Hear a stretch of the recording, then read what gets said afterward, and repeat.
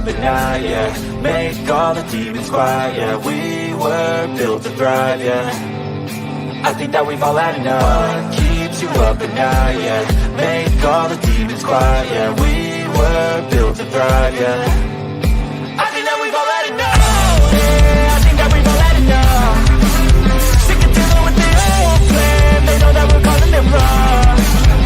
You got me like, oh yeah, I think that we've all had enough. Sick of dealing with the old plan. They know that we're calling it wrong. Hey, it's too late to try to go contain it. A generation fueled by creation. We live lives on a small screen nation. We control the airwaves, no negotiation. I refuse to think we need saving. Something good will come from creation. And when we think that the world is too anxious, we'll adapt, evolve, survive, and save it. What keeps you up at night, yeah. Make all the demons quiet, yeah. We were built to thrive, yeah. I think that we've all had enough. What keeps you up at night, yeah. Make all the demons quiet, yeah. We were built to thrive, yeah. I think that we've all had enough. Yeah, I think that we've all had enough. Sick of dealing with the old plan. They know that we're calling it wrong. You got me like, oh yeah, I think that we've all had enough. Sick of dealing with the old plan. They know that we're calling it wrong. Hey, oh yeah, I think that we've all had enough. Sick of dealing with the old plan. They know that we're calling it wrong. You got me like, oh yeah, I think that we've all had enough. Sick of dealing with the old plan. They know that we're calling it wrong.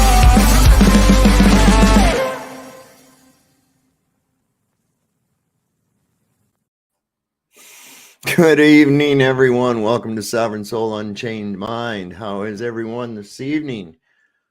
Here we are on Tuesday, the 21st of February, 2023, or so we are told. It might be a different year. We don't know. But I'll tell you one thing. Shit is going crazy. So what I wanted to talk about tonight was basically what in the is wrong with everybody. Holy shit. There is so much aggression on all levels in almost every facet of society going on right now. It's almost like the Legion is just free and roaming. Myself, I felt my aggression levels be up. Agitation. I've been not been able to sleep very well recently, and you know, I don't know what's causing that. Some kind of physical stuff. Word to the bird, Jeebus says. There's Mars. The influence of Mars right now, I think, is causing a bit of aggression, but I also think that this might be weaponized. If you recall, over the last few years, there was a new frequency integrated into the system, and I think that it's coming further and further online, that this may absolutely be something that's agitating people. But on these online forums, I'm noticing a lot more. I'm noticing that on YouTube, Facebook, all the electronic trailer parks that we have, that everybody is just losing their fucking shit. And I have to go, what is going on with everybody? First off, people are taking this YouTube and this Facebook and shit way too goddamn serious, man. It's a video game, okay? It's not real. It's not reality. It's a little thing on your phone. Stop letting it run your fucking life, okay? There's a lot of, yes, Rebecca Joe, Mars. Who is Mars? In mythology, Mars is the god of war. Okay. The angry red planet, wandering star, luminary. These luminaries and the stars themselves do have energies. They're quite close and they are influential on us. So it's like they say billionaires use astrologers. Okay. I mean, people that are really well versed into this, and it does tie into just about every move that they make. I'm going to open up the panel because I'd like to get some people to put their 2 cents in on what is it any one thing, or do you think it's a combination of things? I think that it may be actually being beamed through these screens, this negative energy coming out through the liquid crystals, and right straight into your eyes. I don't know. Let's see. I'm gonna bring the panel up, and we're gonna stay on topic tonight. Okay. And Nick, you're welcome to think that astrology is not a science. I think that you don't really know what the word science means. You treat it as though it's a deity or something. So I'm really not interested in your opinion on it. I'm sorry if that cuts, but I really am not. I have evidence to support otherwise. You have shit that other people told you and that you had to memorize and regurgitate in order to have your job at the college. Okay. So that's how I look at it. So I'm going to put a link in here. Oops, what happened? Wait a second. Why am I not able to do something here? Something's not working right. That works. Oh, do I have to do this again? Sometimes I have to do that. Yep, that's, I think, what I had to do. Let me see. Oh, I'll be a son of a bitch. Let me see if I can do it this way. Paste it in here this way. All right. And then I can go here and say pin. Look at there. I don't know why it won't let. Now it will let me pin. Now it'll let me fucking type over in the chat. It wouldn't let me type. I don't know. The penguins are running rampant here tonight. But yeah, we know that they've used well, and also the television as well. I think we're really bombed by a host of frequencies, many of which you're not really even aware of, and I think that the effects get exacerbated because we insulate ourselves from our natural grounding as much. I think that's how it goes. I really do. We've seen a large scale amount of aggression amongst various channels here on YouTube recently, and really shit blown out of proportion. Mr. B says, TV, what's that? It's kind of like the thing you're looking at this on, except for it's a little more primitive, because let's face it, what we've got going on here with our phones, with the fucking computers, with the cell phones, they're all just their TV. Okay. They all have their flicker rates. They all emit their blue light. They're all made of these liquid crystal diodes. I don't think you can actually find a tube based CRT in this day and age right now. I don't think that those are, I don't think that you can find those right now. You'd probably have to go on eBay or something like that to get them, but they really made that switch quick. Perhaps you remember back when they decided that our television viewing quality was of such utmost importance that we had to switch over to this new signal, and even at the expense of the government, give people adapter boxes that they could hook onto their analog TV so they could still get a signal. Next thing you know, the market is flooded with these flat screen digital TVs. This is all starting to permeate as cell phones, the smartphones, not just cell phones, but smartphones were becoming a big part of our society too, a camera device. And that's why I say it works as a TV as well. I mean, you're watching video programs, whether it be TikTok, or even if you go on the TV streaming free app called Pluto, you can pull up regular TV programs that are streaming right now. So there's constantly, you have TV, but these things all came in at the same time.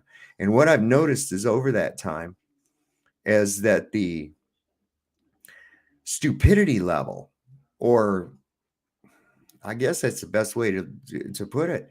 The stupidity level and the mental maturity level of people have gone way, way fucking down, man, to the point where I'm half amazed at some people that they can actually function, on a daily basis. But along with this, I think that one of the reasons too for all this aggression is there's a large amount of frustration amongst people right now. And I think part of that comes from, even if you're completely immersed into this matrix, on some level, everyone feels like something is fucking happening. Something is off. Something is weird. Animals are acting crazy. And I think people react the same way. I think they get into a kind of a panic vibration without even knowing it. I think it affects their mental acuity. I think it affects their ability to rationally make decisions. And I think that that's on purpose. I think that's on purpose to keep us as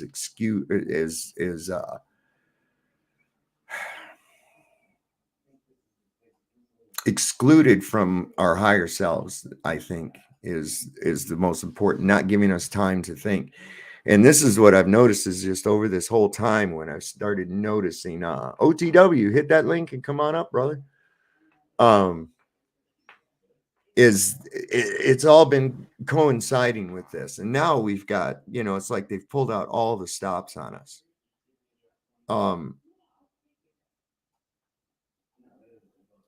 Another explosion again today in Florida. We just had another one there in Ohio at a metal processing plant. We've had these derailments, and of course the toxic waste thing, that's not over. And then this weird weather thing that's coming. What are they calling it? Olive. They're calling it Winter Storm Olive. And it's supposed to affect like the whole nation from the mid of the country all the way up into the north. But at the same time, they're talking about having record heat wave temperatures in the southeast. And it's like, whoa. I mean, that's like two different, completely different weather system. It's like, what the hell? So you have to wonder, they were seeing things that are unprecedented. They're talking about with tornadoes coming with this and everything else. I don't know whether they're just trying to seed the fear or whether this is going to be real. But I mean, I was talking to, I don't know if Articudo's in the chat or not, but I was talking to him earlier, and he said that there was, nope, I don't see him in here. He said that they was getting really high winds. The winds here have been really crazy today. I mean, really high as compared to what we're used to the point where I could hear, the house shaking. And you know how that sounds, where it feels like you can feel it pulling on nails in the wood or something. So it was kind of crazy. I took the dogs out. They went out for about a minute and turned around and wanted to come right the hell back in. They didn't like that wind. It finally died down, and now we're supposed to get like 50-mile-an-hour winds tonight, and that's pretty high for here. What do we got, Jeebus? He says 7.83 hertz is the Earth's natural frequency. Yeah, and we're grounded from it. Everybody's got fucking rubber shoes on. Nobody's actually touching the ground. You're in your car. You're not even. I mean, it's just. It's by design, man. It really is. And Dreamy Lynn's talked about this with me before, about how important it is to ground. I think I've mentioned it here before that I like to go out, not when it's Arctic like today, but when it's nice out and it's sunny, and I'll go out there barefoot, and I just like to stand there and look at the sun. Just stand there and look at the sun. And there's something else, Jeebus, that I've heard, that the Schumann resonance has been off recently too. Well, it fluctuates, and my theory is that's one of the reasons you get what they call jet lag. In other words, like it always happens over long flights, right? So you're in one area and you're resonating with a certain frequency of the Schumann's resonance, right? One of the fluctuating frequencies of it. and then you fly to another part of the world or another part of the country, and it's a slightly different frequency. It takes you a few hours or maybe even a day to get yourself resonating into that. Now, I gave that a shot. I started to feel that one time when I flew to Vegas, and I was like, oh, I'm going to try something. And we got to the hotel. I took my shoes off and put my feet in the dirt. And I was like, there we go. We're good. We're good. So, but I think that there's a lot. Jeebus Crisp, are you still out there, brother? Oh, let me see something. There we go. Dave gets right into the gravy. I love this dude. Well, I'm just trying to figure out, is it a cocktail of frequencies, like to get this kind of result? Because I think it's really quite amazing that even from a worldwide standpoint, how we see all this crazy shit, and that's just ramping up fear in people too. Every day they're saying something about Russia's going to have nuclear war with us, and other people saying they're going to try to take over America. So we've got that fear thing going too, and I don't care. I mean, I'm looking at it like this. I'm looking at it like this. It's like, who the fuck would want it, right? Somebody can go through all the fucking. They go through everything to try to take this place, right? And why? What the fuck would they want with it? We've done fucked everything here up.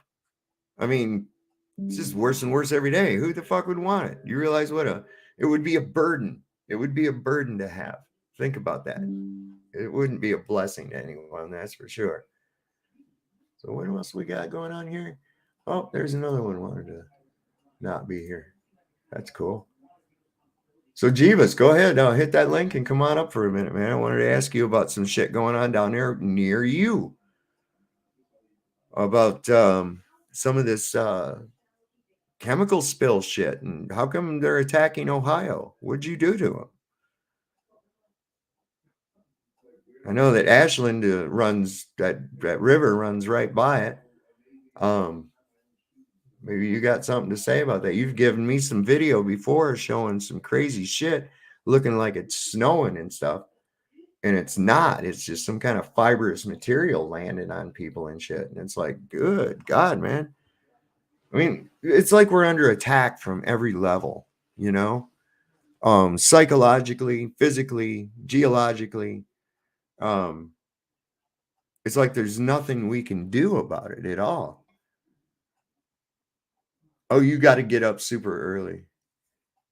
Oh, Nick, yes, there's always cover up, man. There's always cover up. And the United States' legacy has been nothing but cover up, absolute cover up. And I'm just going to put it out there, like we're talking about where is this negativity coming from, and as I'm talking, one of the biggest agents of the fucking negativity pops his little face down into my fucking backstage, and I'm like, no, what are you not getting about? I don't want anything to do with you or your crew. What are you not getting about that? Okay. And you just show yourselves to be more and more childish all the time. And that's what I meant about the maturity level of people has dropped down to adolescent levels. It really has. I mean, I see shit on videos during the day, I'm like, are you shitting me? That person actually is doing that? Are you kidding me? These so-called representatives and senators and the like. I mean, I'm going, there is this clown show going on, and everybody's just acting like it's fucking, just the status quo. That, I mean, and it's like, you're not really seeing what a clown act is happening in front of your very fucking eyes. I mean, how do you ignore shit like that? I mean, I just laugh, and part of me is like this, and I can understand there's going to be a lot of people out there, well, many, that they think that this will pass. That's what they think. Oh, just in a low spot. That's a no. No, that is not going to pass. Jeebus, will you turn your camera on for me, son? All right, just making sure. Got demons. We ain't gonna let them motherfuckers on here, man. Right on, right on.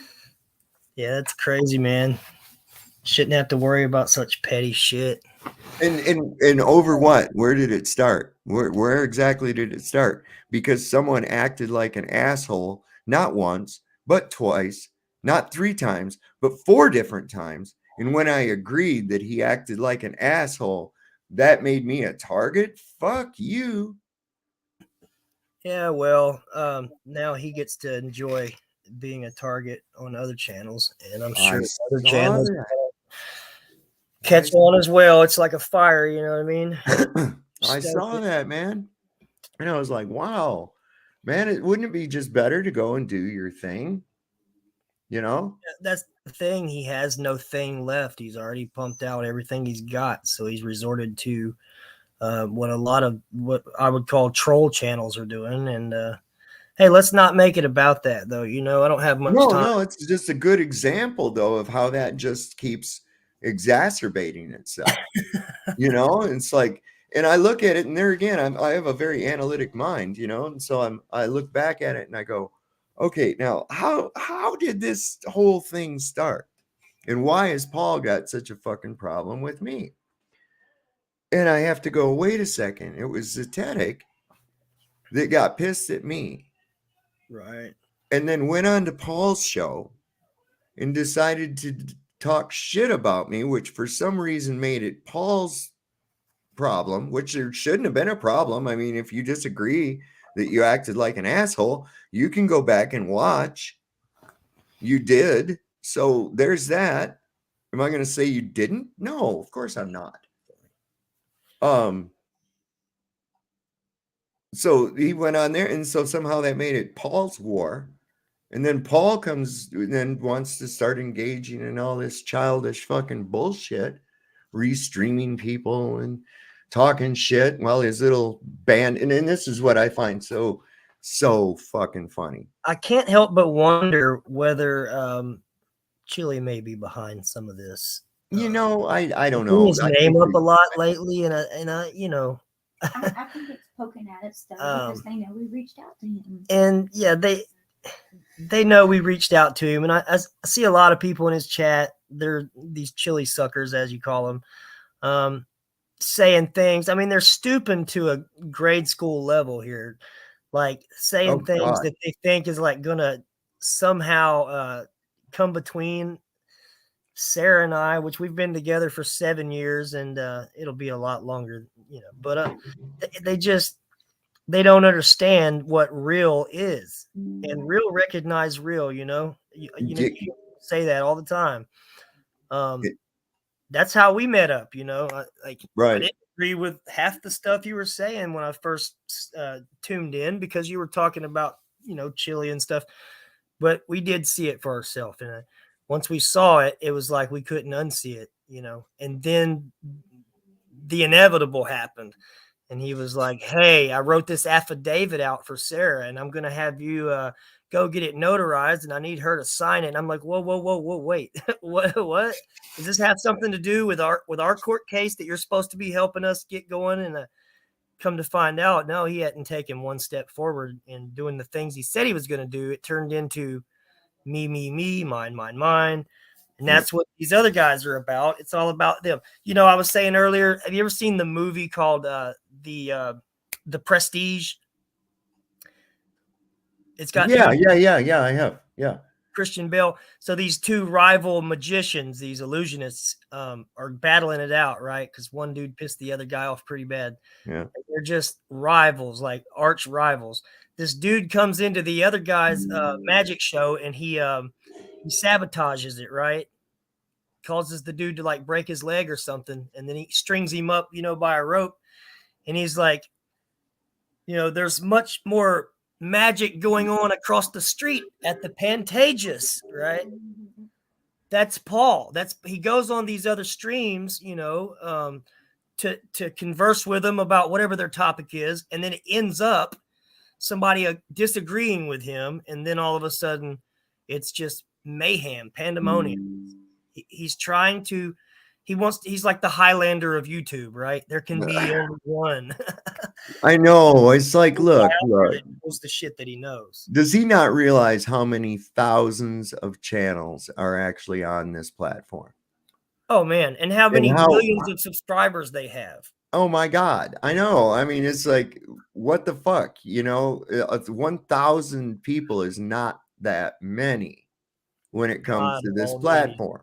But either way, it doesn't matter. These people get stuck in their fucking head as soon as they start getting a little bit of, oh, I'm half famous. And then they start letting it go to their head like there's some kind of fucking celebrity or something. And it's like, look, nobody's really heard of you. Okay. The only people that have heard of you is your small audience. Now, I understand that's a big number to you, but in the scheme of things, there are over 300 million people in the United States. Okay. And what watch or listen or care about anything you put on here is so minuscule, it doesn't even reach 1%. Okay. So that's that. And then I got to look at the irony of it. A bunch of people claiming to not be enslaved, to be free, calling everybody else slaves, doing the bidding of their guru and at his behest, whatever he says. Right. Yeah. Okay. I mean, wow. So, I mean, the tides are kind of turning on him for that. I mean, you reap what you sow, I guess. And you know how he tried to send a kid over to my channel, and then wanted to admonish me for how I reacted about it, which I'm not sorry about how I reacted about it at all. Now he's catching a bunch of grief about how he talks and mentors toward a child on his panel. Well, let's get real. The only reason that guy is on his channel is for comedic purposes. He mutes that kid half the time and just, it's the kid sitting down in the corner, flipping the camera off, making funny faces, doing the pig nose, and just being, he's a comic relief. So he's literally, he puts him on the platform, so what? He's a hypocrite, man. It's just all there is to it. He's a hypocrite. Yeah. And look, I don't dislike Paul as a person, as he's got a lot that he could share, that he has, and he's got a lot of knowledge. There's a difference between knowledge and wisdom. Wisdom is how you use that knowledge, right? And he wants people to pay for it. Sovereign. I listen. The thing about it is this, and I've said this before. I don't hate Paul. Okay, I don't. I wish him well. Do your thing, whatever the fuck. That's great. Okay, and look, even if I agree with him on 100% of his information, let's just say in that world that let's just say I for some reason agreed 100% with everything he said, I still don't like him. Okay, and I'm allowed to not like people for any reason that I wish. You see, and I don't understand why people don't like that. I'm not a big fan of his personality, and like I've said before, if I knew him in real life, he's not someone that I would invite over. He's not someone I would say, "Hey, would you like to come to a barbecue? We're going to be talking about some cool shit and no." Because I know he'd end up starting a fight or something. Flipping ashes on your carpet and all that. Yeah. Or even up to and including just starting a fight because somebody fucking disagrees with him. There's Art. I knew he'd make it over here sooner or later. Well, we thought Chili would when he came over, we gave him a place to sleep and stuff. And we thought, just judging by his demeanor, what we saw, we hadn't really got into the meat of it at that time.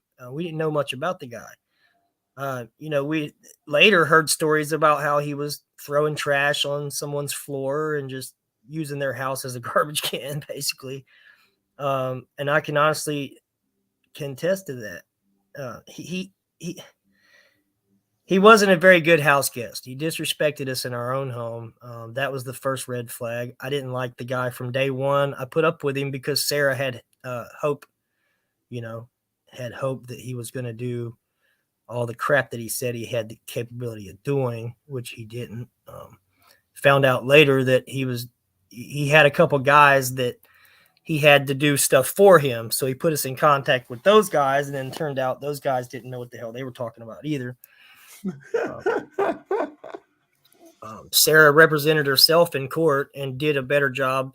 He basically threw her under the bus. He gave evidence for them to sort through and use against her when she pleaded with him not to do that. But he told her it was the absolute best thing to do. Jesus, she's smarter than he is. Like, well, it's just amazing.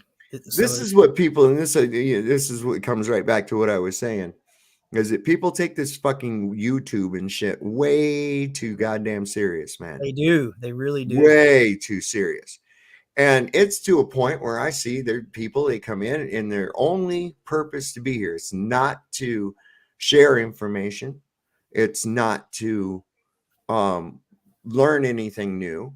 It's not to add to anything that's said. It's merely to come in and argue. See, and it don't matter what, just argue. And you'll see them that go over into the chat and they'll sit there and needle about shit that we're not even talking about, all in an attempt to try to start some kind of fucking argument and bring themselves into the limelight of it. And well, I'll admit that sometimes I'll be in a chat and I'll get sidetracked with what they're saying in the chat, and then I do too. But if I'm on someone's channel and I'm in the chat, I'm there because I'm listening to what's going on the panel or on the channel. Right. I'm there. You can tell because the comments will be something along the lines of, hey, I agree with that, but have you ever heard of this?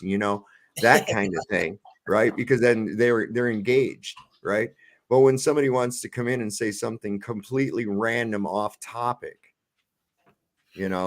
like, oh, who's your daddy? Fuck off. Go somewhere. Go away. The adults are talking, that kind of shit. And they just want to stir shit. And that's all. And what are they getting out of that? It's because it's legion, Jeebus. It's legion. I'll tell you what they're getting out of it.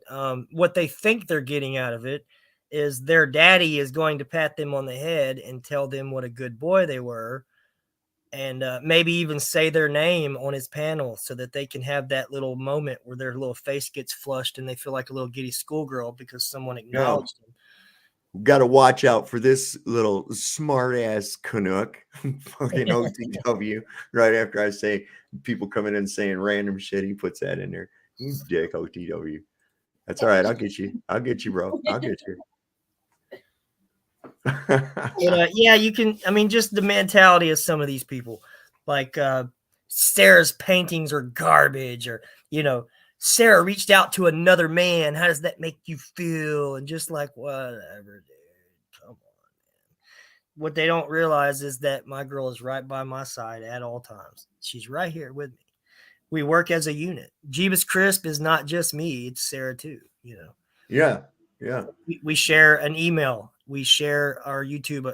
We share everything. So she doesn't email anyone that I don't know of, and vice versa. So all these little pricks and pokes, I'm just laughing, but they really think that it's good shit. Like it's gonna hurt somebody or piss me off. I just speak the truth. Like I said, I don't dislike Paul as a person or whatever. I don't think that a lot of the stuff that he says I agree with.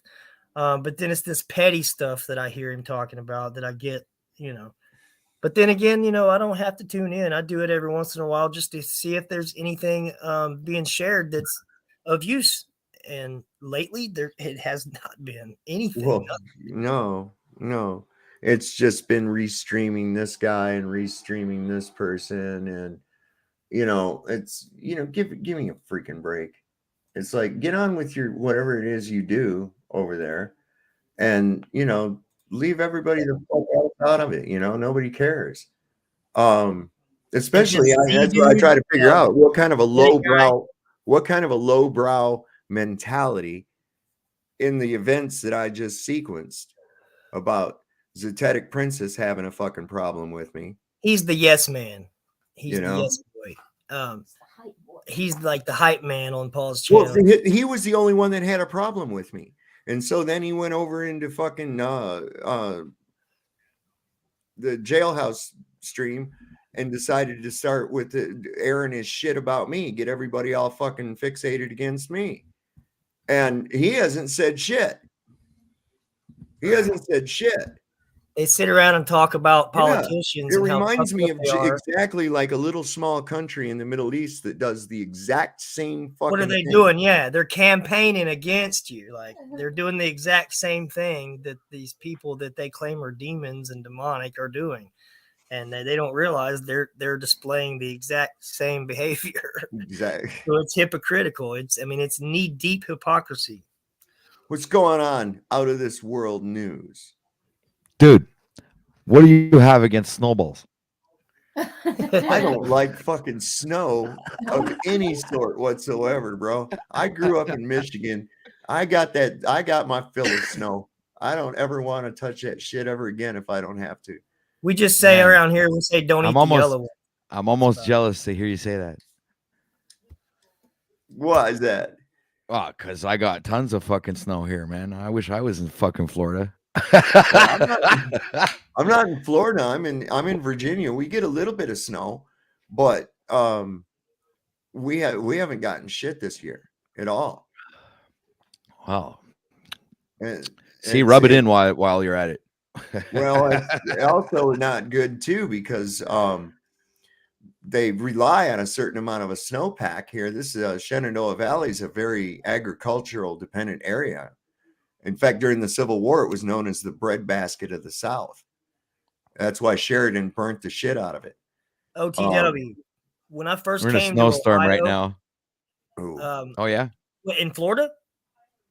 No. I don't live in. I'm in Montreal, Canada. Okay. I'm not listening very well.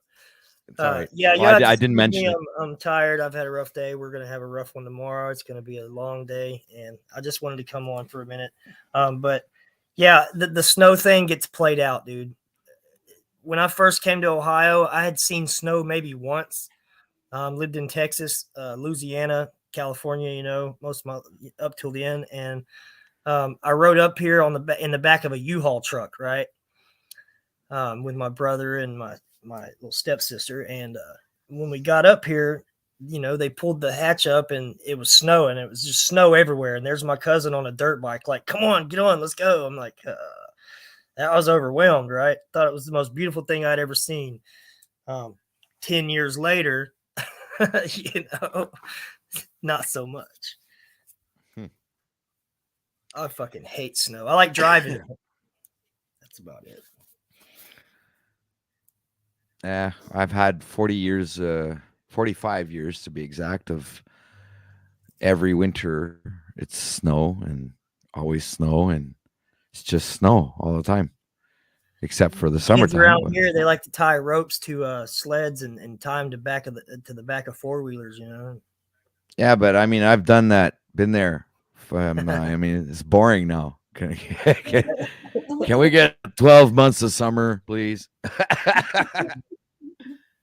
Yeah. I don't know. I think I'm done with winter. I'm fed up of being cold, honestly. You guys get a lot of that lake effect snow, man. That's what. Yeah, and right now we're in a blizzard has just started. So. Oh yeah, this is National Storm Olive, and it's going to cut like right through the middle of the United States and north, right, and then kind of veer up northeast. But right below it, it's calling for heat wave fucking temperatures in the southeast. Tell me they're not Record-breaking temperatures in the southeast for highs and warms. So it's like there's this line. It's going to freeze up here and be hot down here. I'm like, oh yeah, that's always natural. Sure. Yeah. They do that all the time. God. I think the women are going to say, you boys better pick a line and get on either side of it. Because if you go to the cold side, you ain't coming back in. You got that right, babe. So the thing is too, is along with those frequencies, right? We know how they're weather modification technology works. It's frequency based and used in conjunction with all the nifty stuff they put up in there in the air for us. So I don't know. This seems like this would, if this is definitely a manufactured thing, and I'm looking at a heavy duty amplified signal. So one that maybe we've not encountered in a while. But there's got to be something to account for this level of aggression that's happening worldwide. Listen, yeah, see, that's I heard you talking about that. That's why I jumped on. Got a little sidetracked, but I've noticed that, and I was talking to my buddy about this earlier because I showed up at his house. We were going to get this title fixed with his car and stuff, and him and his girl were like arguing and bickering and stuff. And I told him, look, I think it's just something in the air, literally. You know, everywhere I go, everyone seems real irritated, lately, for the past week or so, especially. Just some of the nicest people that are always really, really cheerful and stuff. They're really aggro, just it's like depressed and, it's odd. Yeah, there's I was talking to a friend of mine earlier today, and he said that somebody he knows was just kind of like, well, he's encountering this in people in his life right now where they're just acting uncharacteristically strange, out of character, getting a kind of a fuck it attitude about everything, And there's, of course, not just frequency. There's other shit to add to that. I mean, every time you go to the store, you spend more and more, and you come out with less and less. Yeah. And people are worried about, are we going to make it, But they're, again, still treating it like this is a temporary condition. No, babe, this is the you will own nothing and you'll be happy shit. They're doing it. Or at least they're trying. Well, I think they're working towards that pretty much. They have been. Well, I've been training for this my whole life. Just put it that way. How can a series of derailments happen? I mean, one, okay, but it's like now what? Every city is winning the lottery? Fuck, what the fuck? Yeah, right. Hey, what's strange, Simon, is the day that Terry told us about the train derailment thing, we hadn't heard of it yet. He asked us, have we heard about it? Like, no. So we looked it up, and we were literally watching the video, or I was, and Sarah calls me and sends me a picture, texts me a picture. A train right down the street slams into a garbage truck and comes off the rail. Right down the road, like 2 miles up. Well, there's definitely been an attack on the infrastructure, and why not make it a trifecta? These events often entail multifaceted things within them. We can take 9/11 for example, but hey, we got the tracks blocked up, they're fucked up, people are in fear, and plus we can have a toxic fucking spill. You see, guys, you mean what's it went 20 fucking miles or more on fire before it derailed. Yeah. And they said, because the detector on it's wrong. It was dark out. Nobody saw that shit. Come on. It was a controlled burn, man. You know what's the weirdest part about what we're talking about right now is today I watched a movie with Brad Pitt and a bunch of good actors. Even Sandra Bullock was in this movie. Oh, that was a good one. I've seen it. Yeah, it's called Bullet Train. And guess what it's about? Yeah. Well, it's not about the train derailing, but that's what the whole movie's about, the train, and the train ends up derailing at the end. Oh shit. Yeah, no joke, man. Well, we've had there was another explosion in Florida today. And then you guys there in Ohio, it's like Ohio's under, Jeebus is in not in Ohio, but he's close enough to it. We're right on the river. Yeah, right on that river. I'm gonna throw a rock in the river from here. Well, don't do that. You'll splash chemicals on yourself. But yeah, they hadn't heard anything about it. Meanwhile, they're calling it possibly the United States is Chernobyl, right? And like Pale Horse said, they can come right on in and take your fucking land because it's chemically intoxicated, right? So they've attacked the food. We know that the store shelves are getting limited. fertilizer shipments didn't make it out because of of that railroad strike before. They've missed all that. Like I was saying here, we rely on that snowpack for the water table. So we haven't gotten snow here. Fertilizer hasn't come in. We've had derailments on shipments of fertilizer. Food processing plants, an inordinate amount of them, mysteriously burning down and or exploding. People have been attacking power. Someone has been attacking power substations. So, I mean, anybody that doesn't realize, and meanwhile, millions of immigrants come flooding in through the southern border. Geez, I wonder what's going on. Holy hamburgers, Batman. Can I figure this out? We're being attacked. Does not anybody realize that we are under attack? Absolutely. And just on my perspective of that, going into the grocery stores and looking at the shelves while you're trying to, be kind of marginal, I guess, and try to stretch your money as far as it goes. It makes it hard to do when the wealthy are buying all the lowest priced products off the shelves, leaving every expensive item on the shelf for the minorities to sit there and say, well, I guess it's one of these because, everything else is gone. God damn. Yeah, and listen, there's I don't see this getting any better. I mean, think about that is how deliberate this was. We had hundreds of cargo ships, and as far as I know, I don't know, do you still see cargo ships off the coast not being able to dock? There were hundreds of these things, and they wouldn't let them into port. They're just sitting out there for months. I mean, Pale Horse in the chat, he said that 4 slices of sandwich meat cost $3.75. Yeah, look, we used to be able to go to the gas station down the street and buy a dozen eggs for like $1.29, and that's at a gas station. Everybody knows groceries from a gas station is more expensive, right? You go to Walmart now, and a dozen eggs is like $5 almost. And there's a limit. There's a limit. Yeah, you can only buy 2 dozens at a time. So. Nick Volt, we are under attack, but it's not what you think. Okay, you're under attack by your own government. Okay, because your government isn't your government. You've been living under a one world government now since at least 1951. Okay, at least. I would go as far as to say 1947. I'd say after the Second World War, actually. Yeah, that's what I'm saying. After World War II, because you look at that was a model. That was a model for a UN invasion force, right? You have to look at Dwight D. Eisenhower was given a new rank never before given to anybody in the military. It didn't even exist, and that's a 5-star general.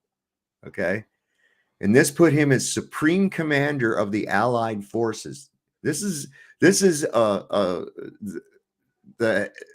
general in a supposedly sovereign nation's military who had the authority to order other sovereign nations' armies into battle and what to do. That was a model for a UN strike force. Okay, shortly after that, we get the UN. Why did it take this time instead of like the League of Nations? Well, because this time they put it in the United States on land so graciously donated by the Rockefellers. Well, coming from a guy who lives from the exterior of the United States and, from the outside looking in, what I see is they're turning one of the greatest countries in the world into a third world country. Yes, absolutely. This is what I'm seeing. Yeah. Absolutely. It's a perspective that I'm getting now because of the food shortages. And before Nick Volt was mentioning that there's like yearly three train derailments a year, right? So that's so to him, it's not a conspiracy. This is something that happens all the time, right? But it's not the number of derailments that you have to look at. It's what the trains, what's on the fucking trains and what's being you're not looking at in the right direction, people. It's not We the love number you, of Nick. derailments. We love you, man. Can you see the comment? You see the comment? Okay, no, I have personally spoken to my congressperson. They represent us in DC. Well, you mean the District of Columbia? The supposed capital of the United States, which is not even a state. Just the fact that he actually believes that is fucking hilarious to me. You haven't figured out that these people are actors. You haven't figured out that politics is nothing more than show business for ugly people. Those people aren't there to represent you. They're there to figure out how to take your shit. They're part of a board. They're not your representative. You better realize that quickly. Third World War is not going to be fought with guns, people. It's a battle of the mind and soul. Oh my God, yeah. Well, listen, there's a battle raging right now beyond this dimension, and it's filtering to here. Okay. Oh no, it's been here. The portal opened up in 2017, dude, and right now we're in tribulation, buddy. Well, dude, that's what I'm saying. These fucking idiots that are out there wanting to they're getting glee out of stirring shit and starting trouble. You know who that is, don't you? It's Legion. It's Legion. He operates through many. Legion operates through many. We're dealing with Legion. They don't even know that they're part of Legion, but that's why they do it. Part of it's because they lack God. Oh, they know they found God because they quote scripture and then ironically do the opposite of what scripture says. Man, I can't watch a show, a movie, anything on TV, Netflix, whatever have you. I'm winding down and I'm watching a movie, and these things just stand out now. They're not even hiding it anymore. They're putting it right in your face. I run across a lot of people. They say, well, I just don't see that. I don't see what and I'm like, it came to us the other night. Me and Patrick were talking about that. Is that not everybody is going to be able to see and hear? No, that's just how it is. It's not for everybody. I'm working on chapter 2 of that book. Let those with eyes see, let those with ears hear. And it also says, wisdom understand. Yeah, and it also says, let the dead bury their dead. So in other words, it means let the zombies be amongst the zombies. It's another way of saying it, People are just about as good as zombies. That's another thing, Sovereign. He's talking about zombies. Have you heard of this zombie deer thing that's going on now? No, but I heard about a drug that makes people like their flesh. Flesh is starting to rot. Yeah, I heard that one. Yeah, he's talking about the crocodile. Yeah. It's horse tranquilizer mixed with fentanyl. Yeah, they call it crocodile. It's been around here before. I've seen the results of it, but no, they're making it to where you can't even hunt your own game now because you have to worry about the deers having this disease. My friend John, he has the channel John the Revelator. I've been dying to get him up on this panel, but anyway, he had a face-off with a buck just like a couple weeks ago. He had this deer in his yard and he tried to shoo it away because it was like attacking his truck. And this deer had a standoff with him. Every time I see a deer, I mean, they're rampant around here. They run around in your yard. They're like freaking cats in the city, right? This deer charged at him, since when do deers come running after you, man? Usually they run away from you. They don't run after you. Oh, yeah. Well, if you have to worry, if enough light on them, they'll freeze. They'll just stand there. But if you honk your horn, they'll run. I had somebody in the chat the other night. Somebody in the chat the other night, and they said, "Oh, well, it'd be all right, man, because if the supply chain goes down, because I can fish all day long." And I was like, "Not if the goddamn fish are dead and or contaminated." Contaminated, yeah. You're not going to fish, and when all the animals that'll work its way right down the food chain, man. Your dreams of living like Grizzly Adams are fucking fantasy because it's not going to happen. That's just how that goes, man. You're gonna I don't know. listen, nothing can stop what's coming because research that, Sovereign, when you get a chance. The zombie deer disease, I think they call it. It seems like I did scan a headline, come across something about that a while back. think And they call it blue tongue. I just roll my head. I just roll my eyes when I see shit like that. I'm like, oh Christ, here's some more. Here's fear more. porn, right? Well, not just that, but I mean, it's like if it is happening, a lot of times I look at it and like, okay, again, another mention of zombie something, Right, zombie this, something. zombie this, zombie I that. think they call it blue tongue or something like that. But the hunters around here are really, they're really wary of it. You have to check the deer before you decide to. I knew a guy that damn near got raped by a buck because he had too much of that dough shit on him. Cocaine bear. Oh God, I can't wait for that one. So yeah, I've waited my whole life. I've waited my whole life, Tim. I've waited my whole life. Cocaine bear. I thought, then my life will be complete when they make a movie about a teddy bear that does cocaine. I'm on it. Well, they had Ted, but this is going to be I think it's going to be a little better. But Sarah wants to read something real quick, and then we got to jump off. I got to get up. Right on. But here you go. So this is from I read this book.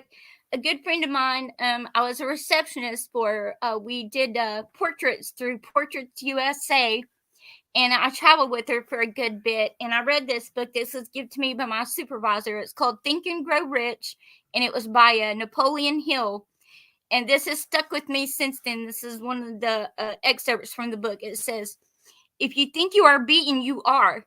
If you think you dare not, you don't. If you'd like to win but think you can't, it's almost certain you won't. If you think you'll lose, you've lost. For out in the world we find, success begins with a fellow's will. It's all in his state of mind. If you think you're outclassed, you are. You've got to think high to rise. You've got to be sure of yourself before you'll ever win that prize. Life's battles don't always go to the stronger or faster man, but sooner or later, the man who wins is the one who thinks he can. Robble. Yeah, man. Wow. I love that. That's good. But yeah, we love you guys, man. We're going to hit the sack. All right. Good night, you guys. Peace. Good luck on your endeavors tomorrow. And try to stay as positive as you can, man. This shit. They're really bombing us with the negative frequencies, man. They really are. If you got a piece of moonstone, man, put it in your pocket. I'm not kidding. I just bought it's selenite, selenite. And for my wife's birthday, I bought her a 10-inch selenite tower lamp for her office at work. So I thought that was pretty cool. It's good. You run light through it and it puts out positive energy. It's pretty cool. Kind of like how those salt rock things do. What do you think's causing this dumb shit, man? To me, it's pretty much frequency, dude. You pretty much nailed it because that's the only way I can see it. They control the magnetic frequencies and radio frequencies and every freaking frequency that you can freaking think of. Now they're manipulating light frequencies and everything. So no, I wouldn't be surprised that all of this is man-made manipulation and where God is intervening is maybe where the Mandela effect is or something like that. I've often wondered that, and even theorized to this because these Mandela effects in the Bible. And, I've always heard, and of course, I'm not into religion. I do find some value in the Bible and a lot of the things that it says. But do I take it as the actual word of God? I've always had trouble with that right there because I was like, no, it was still written by men. And anybody can say that, oh, God told me this, and that's why I wrote it, And they say that the literal word of God cannot be changed. Well, then if that were true, then these Mandela effects couldn't take place. So I wonder, was it an instrument used to dissuade people away and make? But you remember the movie The Da Vinci Code? Yeah. All right, so I'm going to bring you somewhere with that. Okay, the Bible is a coded book. It's all right. So that's why that when you read it literally, you're deceiving yourself, and and people who teach it literally are also deceiving others, because what happens is you're correct when you say the word of God cannot be changed. Okay, but that the words that are being changed on the Bible are not the word of God. That's what I'm saying. That's what I'm saying is that, Right. so it's easy for one to take it, because a lot of people, they look at the Bible as one big book. Okay. In a sense, that's true. But what they're not understanding is the word Bible comes from bibliotech, which means a collection of books. Okay. Yeah.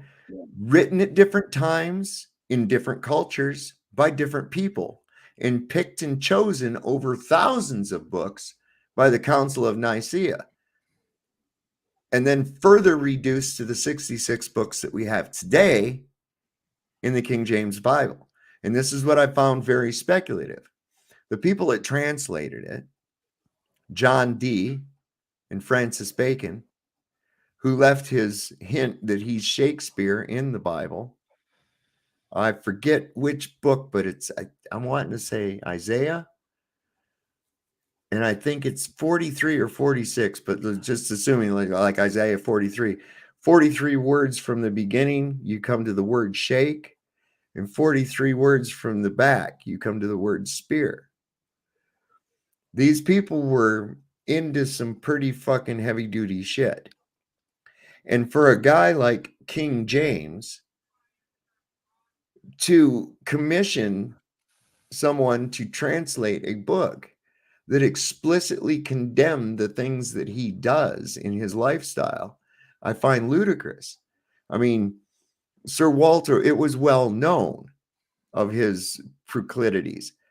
And Sir Walter Raleigh was actually locked in the Tower of London for referring to him as Queen James. So we're not wanting to break any algorithms, but you can put two and two together. If you're in my audience, you're hopefully smart enough that there's a lot of stuff that he was practicing in his life that are explicitly condemned in this book, that he had these alchemists, wizards. In fact, the quintessential wizard is modeled, what we think of with the hat and the long beard and the mustache, Gandalf. They're all modeled after John Dee. Yeah. So I have to wonder what's really involved here. So that's why, like I say, I don't subscribe. I don't grab it. I take it in, I evaluate it, and just like other texts and scriptures from around the world, basically all trying to tell the same story in a different way. Because I think that when you grab on like that, you've put it concrete in your head that this is it. When in reality, there's still questions to be answered. You can't fully embrace something unless you know everything about it. Yeah, exactly. Because there's always, like, since I've been going down this rabbit hole, there's pieces of puzzle of the whole puzzle, like the global, or I'll say something else, like the entire view of the everything, like the mass scale of it. But we only get parcels, like pieces of the puzzle in little parts, and we're the ones that's trying to put it all together to see the bigger picture, right? Right. And it's I think it's a shame because people have taken it. I was talking to somebody on Facebook, and it was in a group. It's about the possible millennial reign having already come and gone. That we're actually in the final season, right? And this person, you could tell they're what I call a literal Christian, and that doesn't mean that just like typical. I mean that what they read, they take in a literal sense. Okay, in the Bible, they take it in a literal sense. And the thing was on vibration. I said, well, vibration, frequency, and energy is the foundation of all that we deem to be in existence.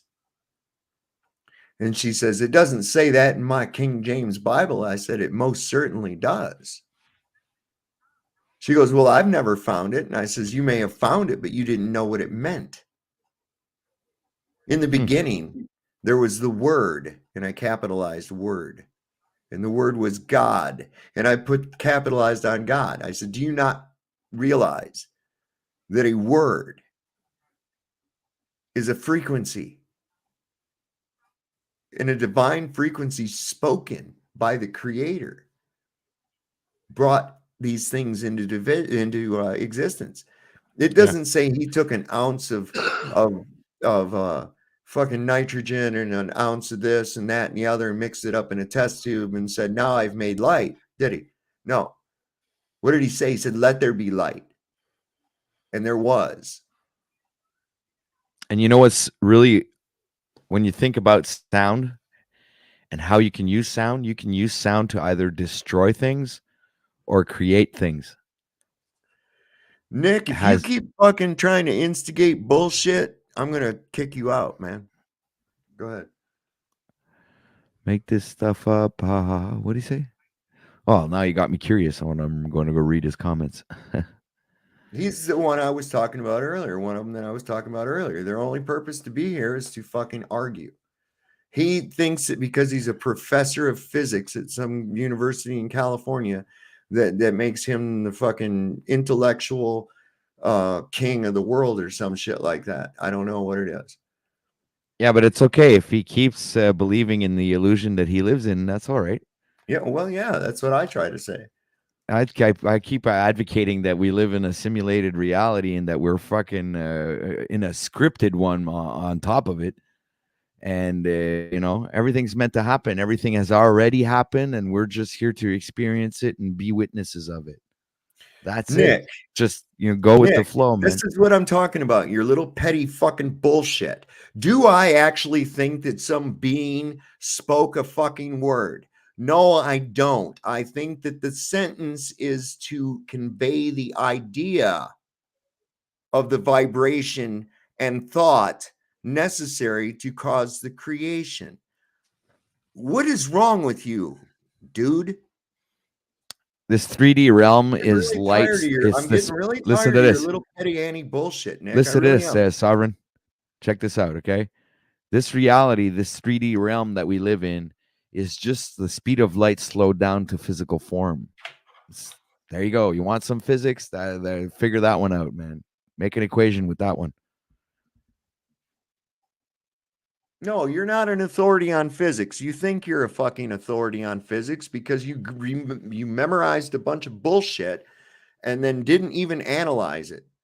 You still think water could stick to a fucking ball and you've never seen it ever in your life. You think that you can have a gas pressure system inside of a vacuum without containment. Yet you're unable to show me anything. You just go math. Yeah, never mind math. Let's see demonstrable stuff. Bullshit. Show me that you can. Show me how you can keep water on a spinning ball. I'd like to see that physically. I would like for that to be demonstrable. You guys make a freaking model where we can actually see that happening in real life, not as a CGI fucking computer generated image. No, we want to see it live, like in a physical thing.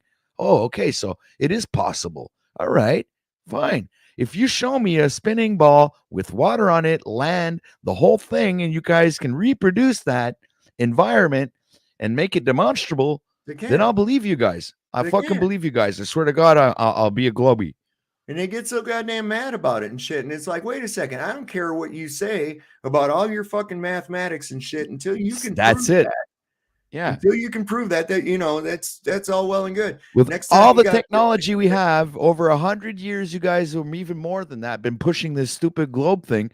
And you had all that time to fucking make a model, a demonstrable model. So, to really convince people, not with fucking drawings and computer generated image and painters that paint fucking circles and draw colors inside of them. No, man, I'm talking about a fucking 3-dimensional fucking physical model that we can actually freaking touch with our fingers. Okay. Well, I mean, and it's just so damned obvious. We can see too far. First off, we can see too far. That's one of the first ones. The second one is you can't get any non-manipulated picture of the entire Earth from space. And that's real simple. You can't get one of the flat Earth either. You know why? Because you can't get up high enough. That's why. You're never going to get high enough to get a photograph to encompass the whole Earth. And that's the whole reality of it, man. Otherwise, they would have and not have to fake it every time. I mean, think of the ridiculousness. I watched a video the other day that was talking about the shit up on the space shuttle or on the space station, right? And how much it costs for how much something weighs to take it up to the space station. And let's just take a look at all the ridiculous things that they've had up there.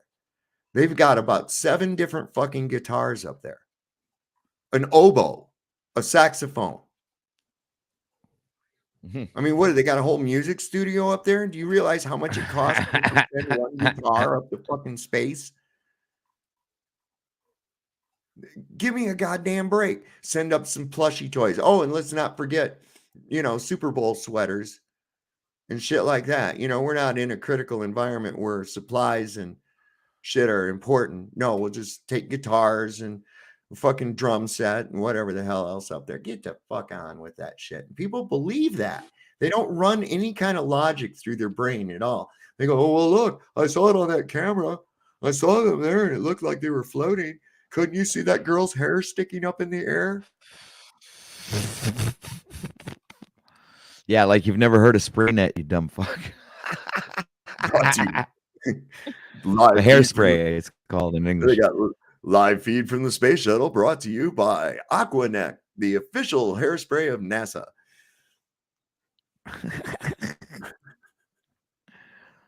Oh, they're fucking hilarious. I was actually looking for a video that I posted like way, way, way back.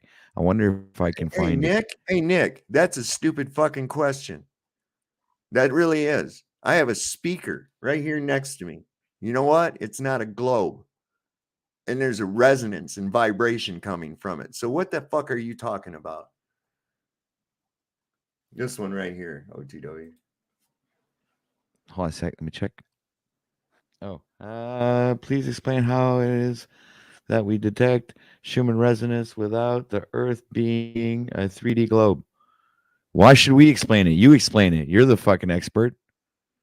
Well, I'm thinking, why would it being a globe have anything to do with it resonating? Yeah, exactly. That's exactly what I was thinking. What does the globe have to do with it? It's like, I see some of these questions. Oh, yeah? Well, if the Earth is flat, then how do hummingbirds fly? No, but it's like saying, look, no. Dude, it's like saying the Schumann resonance, we can only measure it if there's an oven cooking cookies. What, we don't believe in free fall? Why would we not believe in free fall? That's evident. The fuck are you talking about? I can make my speaker produce the Schumann resonance merely by playing it through my fucking computer. What are you talking about? No. I don't want to argue with Nick tonight. No. He's petty, and you'll see. He's petty. He's petty. That's all. Hey, anyway. Hey, let's bring somebody up here. I don't have a different opinion. Oh, well, tell this Nick guy to come up here. Let's argue with this guy. I'll let you deal with Nick. Yeah, Nick, let me argue with him. Let's bring a little bit of action into the forum here, and he's very petty. He'll go over, well, he'll go on to some minutia about something you say that has absolutely nothing to do about the fucking point that you're trying to make. I guarantee it. I'll bet you $5 Canadian. Oh, it's worthless. That's why I'm betting. It's like it's worth nothing. What are you saying? $5 Canadian can't even get you a fucking the Gazette. Yeah, I newspaper. Bet. I have a loony around here somewhere. From Canada? Yeah. Wow. I took the kids. Shit, this was a long time ago, man. Well, it was before you needed a passport. and we went to Niagara Falls. I took the kids and the wife to Niagara Falls. They wanted to see that, and we kept some of the currency when we came back over, you know, because in Michigan it's no big deal because you get Canadian currency by accident in your change half the time, right? So here in Virginia, you don't run across that shit ever, you know. So you got one of those laying on the table, and somebody's like, "What the hell's that?" I'm like, "That's Canadian money, man. That's what the Eskimos use, bro." You know? It's funny. Man, I'm still looking for that video. I posted a lot of shit. I thought he was coming up. I thought he was coming up. He said, wait. Yeah, he's a couple. Let him come up. I like having a great conversation. Nick's all right, but he can be an irritating little prick. I like Nick, but he can be an irritating little prick.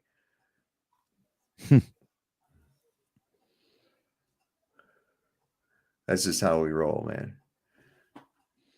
I don't see him nowhere. We know. I mean, it's like, you know, when you pin them onto that, and it's like, well, how do you? They say, well, no. There's a gradient, you see, and I'm like, yeah. So, as far as the Atmos is concerned, right? So there's a gradient, you see? And I'm like, yeah, I know. Well, then it dissipates up to zero. No, it doesn't. It does not. There's a gradient inside of a propane cylinder as well. Okay. But when you break the overall containment, it's fuck all to the gradient, man. As soon as there's a change in pressure like that, violent reaction immediately. All right, OTW. There Good evening. Yeah, I was going to say, you know, I really want to get my hands on a lucky loony.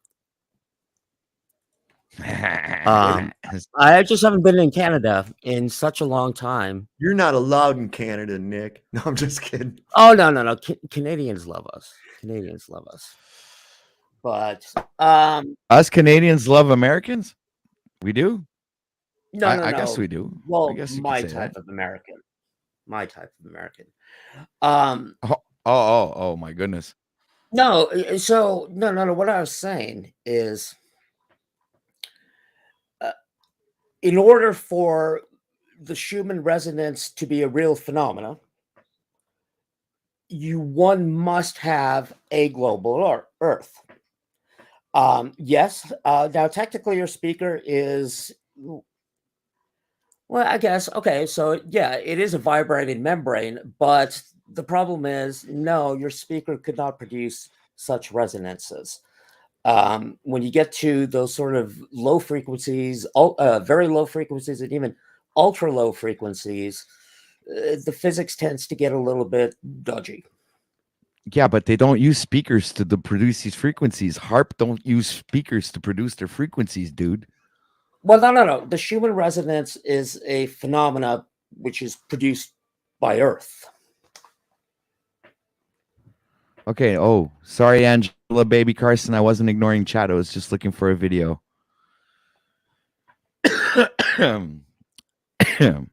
Excuse me. And so, and I'm sorry, I'm not trying to be petty. What I'm trying to say is, in order for a theory to be correct, it has to explain phenomena.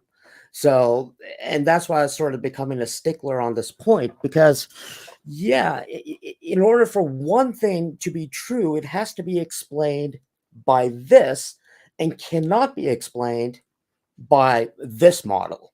And there are just too many things which cannot be explained with the flat Earth model. And I mean, I know we've all heard the arguments before and that or that. I'm not here to debate whether the Earth is flat or not. I'm more here to point out that that's how science works, is we have to be able to have predictable, observable results. Okay, so everything has a frequency, right? And right now, I could show you something. I have these two cigarettes right here, okay? The whole of them each have their own frequency, right? But they're not identical. They're close. They're not identical, though. Everything that you're looking at, everything that you're touching, everything that you see has a frequency. a resonance of its own, because matter is nothing more than energy slowed to a low vibration. It's frequency, energy, and vibration. Those are what make up matter. So, that being said, these other things that are made up with their own frequency and resonation don't require to be any certain shape in order to have that frequency and that resonation. So there would be no reason for the shape of the earth to have anything to do with why it has a frequency, a resonance, and a vibration. That would there would be no bearing on it whatsoever. So it doesn't disprove or prove anything whatsoever. We know that there is a measurable frequency that varies within a few points of each other at various points around the world. Okay. How do we know that? How because do we know we can measure it. We can measure it, right? Yes.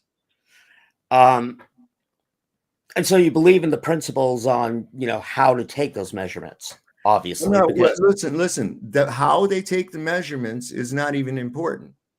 The measurements are being taken, and there is a variance in those measurements. So we know that there is this frequency. We know that we know there is this resonance. That's why we're discussing it. In fact, the person who had discovered it and studied it first, it's named after him. Yeah, I know. Dr. Schumann, right? Yeah. Okay, so it is there. Regardless of how they measure it, doesn't matter whether or not it's on a ball or not either. That has no bearing on it any more than what you put a stethoscope on. The shape of it has any fucking. I mean, it's just that's ridiculous to even draw a conclusion that those two things could be even connected. Well, I mean, okay, to be fair, I mean, calling something ridiculous is not a valid argument, but the point, the reason why how we measure it is important is because we are able to measure it because of what we know about science and what we know about physics. Wait. Hold on. Don't use that. Don't cop out and using that word science. Science is a process. Yeah. What fucking science? What's science? No. Look, I'm not going to be here and get shouted at. I'm trying to have a reasonable conversation with you. Well, no, you're not. You just said because we know of science. Well, yes, we understand. No, I'm just giving you. No, what science? I'm giving you my rebuttal to your statement. Right. What science are you talking about? Are you going to let me finish? Yes. What science are you talking about? Okay. Please clarify. No. First, I want to know what the rules here are. So the rules are this. Here's the rules, Nick. The rules are this. So I'm the one who interrupts all the time. All right. So here's the rules, Nick. It's my fucking channel. I'll do what I want. Dig? That's valid. So you can interrupt me all the time, right? That's right. Yeah. Okay. Well, then there's nothing to talk about. Well, go. I just want you to clarify what science you're talking about. You're not letting me clarify. You just use it's a word. Outside of that, Nick, if you interrupt me while I'm clarifying it, then I'm not able to clarify it. I mean, is this basic logic escape you? I mean, I cannot believe that a grown adult cannot put one and one together. It fascinates one me. Together. I'm still trying to figure out why the fuck it would make a difference if it's a ball or not. Well, because we know the science. We have data. What science? What science are you talking about? That's just a fucking word. Real, quantifiable data which produces real, predictable results. Like what? Well, like being able to recreate such resonances when given the same initial conditions. So you can take a ball and run a Schumann resonance through it. You can do that in anything. Big fucking deal. It doesn't mean it's a ball. My point is, it doesn't matter. I'm saying that's how we know. No, it isn't. Yeah, those are predictable results. And that to you is science. Hold on, that to you is science. That is not to me what is science. That is by definition science. Well, I still don't see where the relationship. That's great. If you don't see it, I'm sorry. Go look it up. Like OTV World said. I mean, that's sort of like grade school stuff. I get it. I forget stuff from grade school. I can't do long division, but by hand. Yeah, look it up. Maybe you've forgotten the definition of science. No, I haven't forgotten the definition of science. You just keep saying that word, and you have produced no scientific evidence at all. You have not produced anything that has to do with science. Well, actually, we have. Shut up. We have. You just refuse to accept No, it. you have not. You just kept saying the word science. Yeah, that's what science is. Just saying the word science. Talking in circles. No, you're talking in circles because you're just using science as a word without any context. Well, okay. Science is a process. That's your definition of a word. Science is a method. It's not a thing.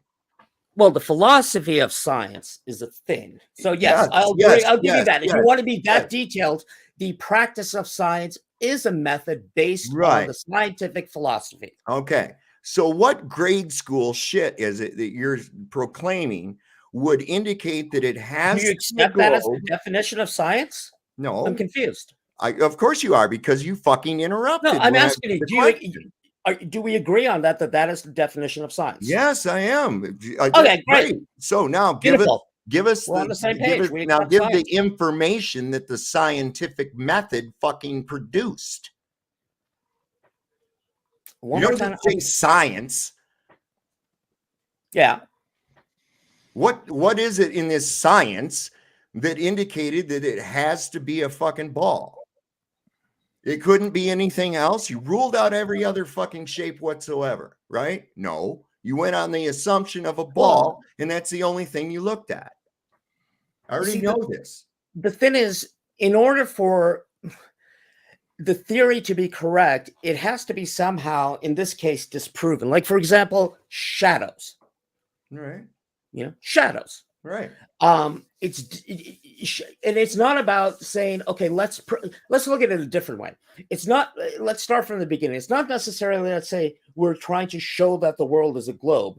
Rather, we're trying to figure out what the globe is. No. You went in with the assumption of a globe when you did all these experiments. You didn't hear what I said. Work. Hold on, it would still work regardless of the shape. It would work regardless of the shape, Nick. I'm saying in the beginning, I agree with you that we started with, we want to explain what this is. Before you interrupted me, just because somehow the word globe triggered you, I said we don't know what it is. Okay, so let's start with this premise: we don't know what it is. All right. Now, so of course, our hypothesis is, we look out, we see the horizon, it looks flat. Do we all agree at that? It looks flat. Well, it is. Yeah. Okay. So that's fine. So then we got to seek out evidence to show, okay, well, the way to sort of show that it is flat, we sort of want to be able to find a way to, if we can show that it is not flat. You want to show sphericity, right? Yeah. Or this is sort of the concept of what we call fallibility. Mm-hmm. Like we try to disprove that it is flat. And if we're unable to disprove that it's flat, it's not flat, then therefore it must be flat. Okay. Right. So okay, like just for instance, right? If we can see objects way further than we should, then when they're clearly visible and should be obscured by hundreds of feet of curvature, then that would pretty well say, nope, guess it's not a fucking ball, especially when that's been repeatable and demonstrable at all different locations around the world. Well, so there's that. Wait, let's not complicate it. I know. No, I'm still starting from the beginning. Okay, so now, like I said, the flat Earth theory has to be able to stand up to test after test after test until a point where it shows, well, this explains everything, and no counter explanation has been found. Right. Yeah, that's what we did. That's why we know it's not a globe. But all it takes is one counter example, just one, to rule out that the Earth is flat. I'm not saying, we're not saying it's any other shape, but we can rule out that it's flat. And one of them is shadows. And we know this since before the time of Christ. No, Humans are You smart. have no. Don't float that Aristophanes horse shit that was made up by the Rockefeller. Your fucking argument School against Foundation. my impeccable logic is it's horseshit. Well done. No, it's not Very impeccable academic. logic. If you try to tell me that fucking Aristophanes experiment proved the sphericity of the Earth, then my kitchen floor is a ball. Okay. Because I can recreate the exact same experiment with a local light source on a flat surface and get the same goddamn results. Explain. Aristophanes can suck a dick. Explain it. No, I'm saying that's the Real way easy. we do It's science. real easy. No, When that's the your way. source- That's how science works. So Yes. I When make you're- the claim that it doesn't explain this. Well, science has to stand up to muster. You know, that's Can why you see? science Can very you rigorous. see around a And curve? you Can and see what you're around the ball? if you disagree with that findings, show me why I'm wrong. So and we do Well, that. we with- have. Okay. We absolutely have 100 fucking times Well- over and over and over and over. So maybe this is just a fact we agree on. I'm saying we didn't, but you're explaining that you said you could show it. I have shown it. Yeah, I've shown it while you're on here. And you know why you don't see it? Because you're too busy trying to refute it than to look at it and to listen to what I'm saying. The bottom line is this. When we see objects that are too far away to possibly see on a curved ball, that tells us that we're not on a fucking ball. Okay, that's that simple. I'm talking about shadows. I'm talking about shadows. I'm not talking about shadows. I'm talking about the sphericity of the Earth. Okay, then explain shadows. All right, Explain shadows. Explain shadows. shadows. Yeah, Why are we talking about shadows now? because shadows rule out that the world can be flat. Oh, Because shut the fuck up! You're gone. You are so fucking stupid. oh, yeah, there. Get You outta got. here. Yeah, I win. No, you didn't win. Yeah, I shit. did win. You're a No, retard. you're being the. Shut up. Just shut the fuck up. That's some of the dumbest shit I ever heard in my life. Maybe that'll explain how come the fucking moon can leave a shadow only 70 miles wide on the fucking Earth. Get out of here with that dumb shit. You're a pompous fucking think you know it all, and people are laughing at you. Jesus Christ. Don't even with that. Nick with the flawless victory. He didn't win anything. He sounded like an idiot. Oh, let's talk about shadows now. We just proved there's no sphericity because we can see too goddamn far. Next issue. Jesus fucking Christ. I don't know. I just don't got time for people like that, you know? And Nick, I'm sorry. You come in here, you're not in, you just want so that you can come on somebody else's panel and act like you're some kind of a fucking brainiac, and you prove yourself more stupid every time you do it. Thinking a resonance would be dependent on the fucking shape of the Earth. That's the dumbest goddamn thing I ever heard. You don't even know where it comes from. What the fuck? OTW had to bail for some reason. I don't know what that was about. But I'm telling you what, man, that's just a OTW. Come back up here, bro. I just don't understand that. Nick he comes in all the time wanting to just fucking argue in the chat and act like a fucking dick. Jesus Christ. What's going on, AK? Oh, just waking up and laughing. Boom, out of here. Oh, like, come on. Well, shadows prove that the Earth is, and I'm like, no, shadows don't prove nothing except that fucking light He's just talking because science. I know. Science. Science. If I say the word science enough, then It's you'll like to believe me, what I say. Jesus Christ, what a fucking clown. Because science. What's science? Because science. Listen, this is what they do, AK. This is what they do. I see. They That's just- it's crazy. I'm going to say the word science over and over again until you You get so you're sick of me indoctrinated. saying science. You gotta plug the pen back in. Yes. That's hilarious, man.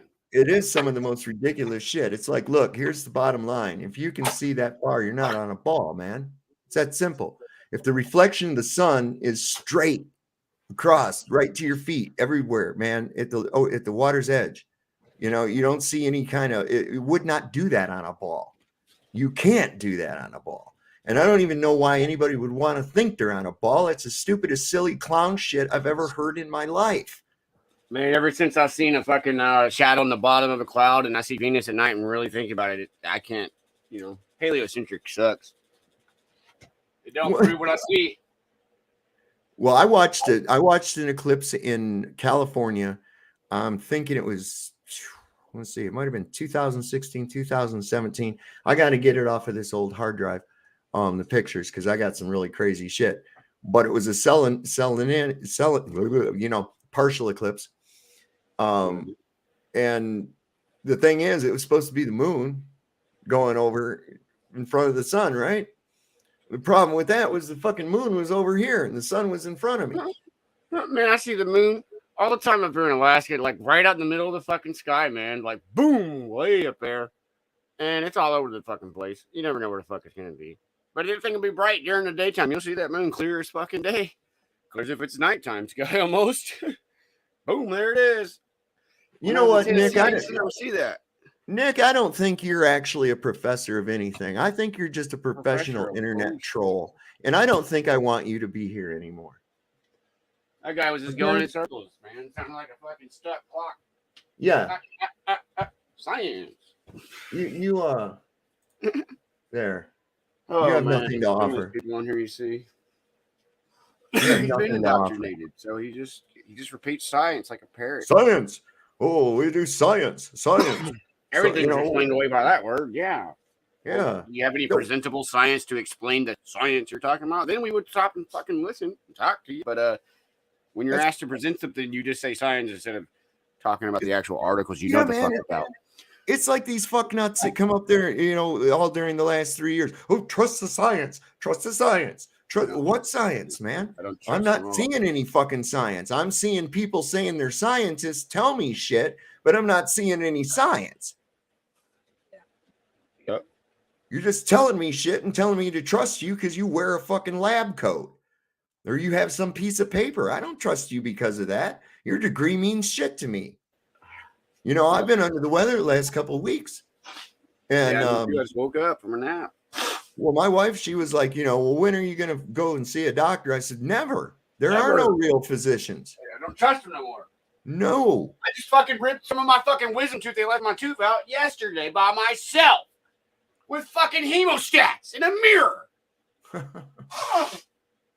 Well, the thing about it, I'm like, I don't trust them.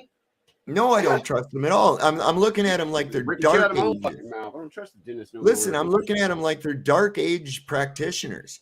Like they just they believe germ theory. Yeah. And I'm like, if you actually study any of that and look into the difference between germ theory and terrain theory, and I'm like, really? You're supposedly a scientist and you believe that horse shit? Even looking at the stuff they tried to do during the Spanish flu, they tried to purposely infect people and they couldn't fucking do it.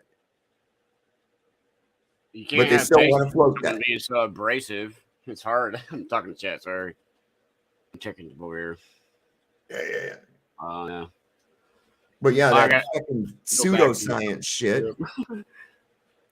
I mean, you get across that pseudoscience shit, and you know what? I'm not fucking having that bullshit anymore. I've graduated beyond that. You're going to sit there and try to convince me of some bullshit that I've already discarded. I used to believe that crap, but then it came to me. I was like, how can we see? I'm sorry. I'm like, you can't fucking prove your shit outside of just making some kind of a goddamn. Explain to me how we can see Venus at night. Right. What the fuck, How? It's supposed to be an inner ring. You muted, bro. I'm not. Oh. I was just letting you finish. On YouTube, it looks like you're sorry. When we both talk at the same time, people can't understand us, AK. Sorry, it frustrates me, man. No one can explain that to me. So look at it this way, AK. AK, just look at it this way, man. Not everybody is going to see. Not everybody is going to be able to hear. Okay? That's just how they're made. That's just where they're at, and that's where they're going to be. I've never had anyone be able to explain to me how come we can see an inner ring planet at nighttime. at the outer ring. Well, that's because the Helios nonsensical model is horseshit. I mean, it just is. As soon as you even in the day and age of computers, when you try to model 3 orbiting objects with all the calculations and shit put in for gravity and all that shit, it goes fucking haywire. And it's the biggest deception of all. And they want that. They want to deceive you. They want to get Well, you guys sure. with the biggest deception that they can get you with because they're demons and they follow demonic shit. It's And if they legion. deceive you about the size and the shape of the earth, because a flat earth is proof of creator, period. Mm-hmm. Well, and it's evident. What if They want you. They want you to prove the discount. creator's false. They want you to discount your logic. They want you to discount your senses in lieu of a perception deception. In other words, oh, well, this guy has credentials and a paper and he wears this coat and shit. And so, this is what he says, trumps all the rest of that stuff because look at the math. And it's like, yeah, but look at this P900. We're photographing ships that are, well beyond a mountain of water. Yeah, who was doing the laser test live? Wasn't that Brian? I don't know. Might have been. He got his Brian channel. It was doing they were doing laser stuff live. They were talking about it in one stream, but I didn't. I haven't seen it yet. I should go look. His channel got hit again. I'm not surprised. I don't like. Why the hell would that channel get struck because they talk about the shape of the earth? Well, then that's so bad. Oh no, we get to strike. If if it wasn't real, why would they strike channels like that about it then? Shadow ban. They I of know course. Shadow ban. Just for coming and talking to you guys. The Congress asked the head of the alphabet agencies what they're doing to combat flat Earth and other shit like that, and they said that we should put them down to the bottom of the list and shadow ban all kinds of shit. So if there's why nothing, would they even go through the effort, right? Right. If there's nothing to it, I mean, if I told everybody, I started a channel and I said, hey, everybody, despite what you might think, the sky is actually a tartan plaid, right? Yeah. How long do you think it would be where do you think anybody would go, hey, I'm on with that? Let's go with that. No, because it's evident that it's not. Right. Mm-hmm. So why do I talk about flat Earth? And because the globe is not evident. Yeah, and that's the globe has to be taught. Mm-hmm. In whereas school. True Earth is evident. Tells you. There it is. But they don't want you to trust your senses. They don't want you to trust your insides. They don't want you to trust any of it. They want you to put all your trust in a word. Science. You can feel the planet's stillness, Whereas this is one of the biggest oxymorons that I've ever seen in my life. Theoretical astrophysics. That is not a science at all. That's fantasy. Show me, bro, if you had say you had $10 million and you had the idea, I want to start a company that launches a satellite up to space and it's got a whole bunch of cameras attached to it. It's just a big old camera pod fucker. And I got 20 cameras on it and people pay me per minute, X amount of dollars to just, take control of each one little camera and start checking shit out around them in space and zooming around and shit. Why the fuck does that exist? It's so simple to make something like that. Where the fuck is it? Because they don't have satellites, bro.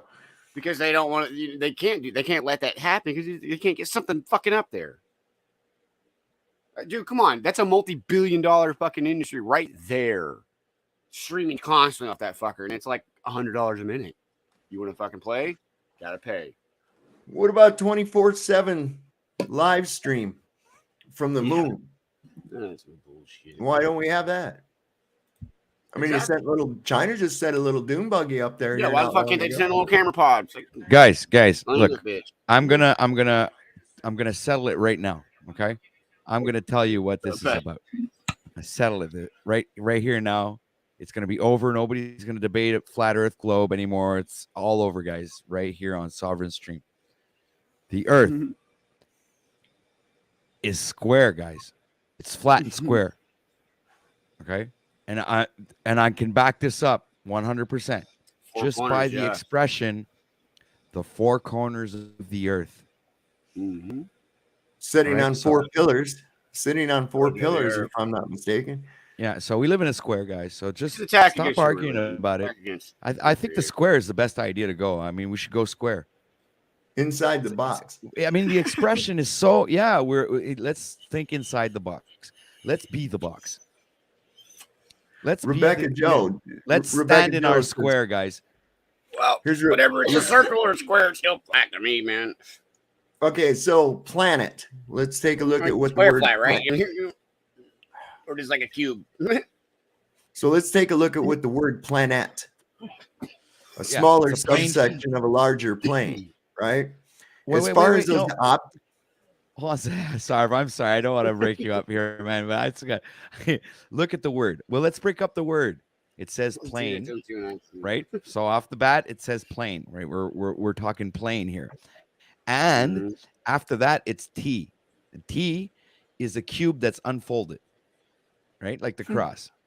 So it's a cube. Oh, so it's okay. a plane cube, guys. A plane T. It's symbolism, guys. It's a cube. All right. So what I was saying, Yeah. Sorry, not son. only is Plane. planet, a smaller subsection of a larger plane, and that goes into like that Nas Confundum Oh shit. channel. There's some really interesting shit. But those objects you see in the sky that they call planets are luminaries. They're close. They are stars that are not fixed in the heavens. Okay, hence the term of old, wandering stars. Okay, the rest of the stars are fixed into the heavens, and the heavens rotate above us. Okay, and the constellations move just slightly faster than the sun, the same way the sun moves just slightly faster than the moon as it goes around. This is why we even have our moon phases. So they're not rocky balls of dust or whatever else out there with aliens and other kind of bullshit on them. They are luminaries, and I do believe that they harbor sentience, and I think that they do have powers that they that are basically, I think the stars and the wandering stars are basically manifesting this fucking reality through their frequencies. Yeah. Each one of them being in charge of a certain aspect of the reality that we experience. That's why I think with Mars being so prevalent right now, there's such a high level of aggression amongst people. And who is Mars? The god of war. You know, I think there's a lot to be said that. Yeah. Yeah, exactly. When you look at the astrological aspects of things, you tend to, like, even in the Bible, I mean, it comes back to a lot of allegorical meanings to astrology. And so, I don't know, man. Everything points to NASA's a lie. NASA is a big lie, all right? And then then it points to science is a lie, right?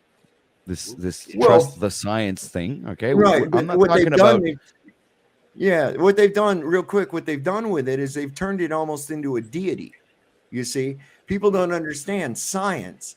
You engage in science when you're comparing 2 cans of peas at the fucking supermarket, because you're evaluating with logical process which one of those brands to buy based on various amounts of factors: brand name, content size, ingredients, all of that. Okay, so you are engaged in the scientific method. So when you are grocery shopping, in a sense, you are a scientist. It doesn't require a little piece of paper.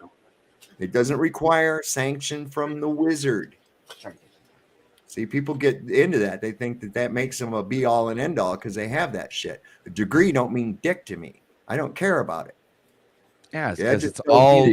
It's all okay. First of all this information that was learned in these so-called schools or colleges or universities, whatever you want to call them, is still information that was produced and funded by the Rothschilds. So you guys, all right. So this information was placed there for a reason. You understand? Yeah, man. The authors. Look, do your research. They pick the authors, they pick the books, they pick the information. They're the ones who decide what they want you to know. If you don't look beyond that, then you're stuck with the paradigm that they feed you. Angela Baby Carson, yes, you're right. Mind Unveiled is a great channel. I highly suggest people go over there and check out their material. It's really, really, really done well.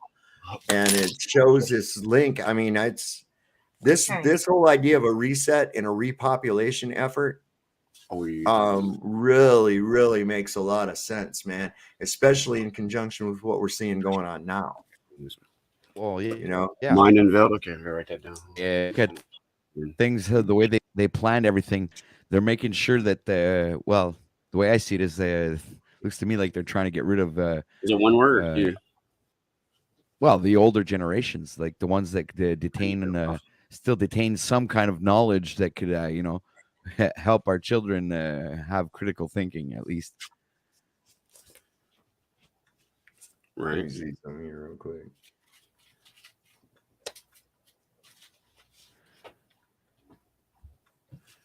Man, I don't believe my PC crashed just before when I was looking for that video. Now I'm still looking for that video because it's so good, man.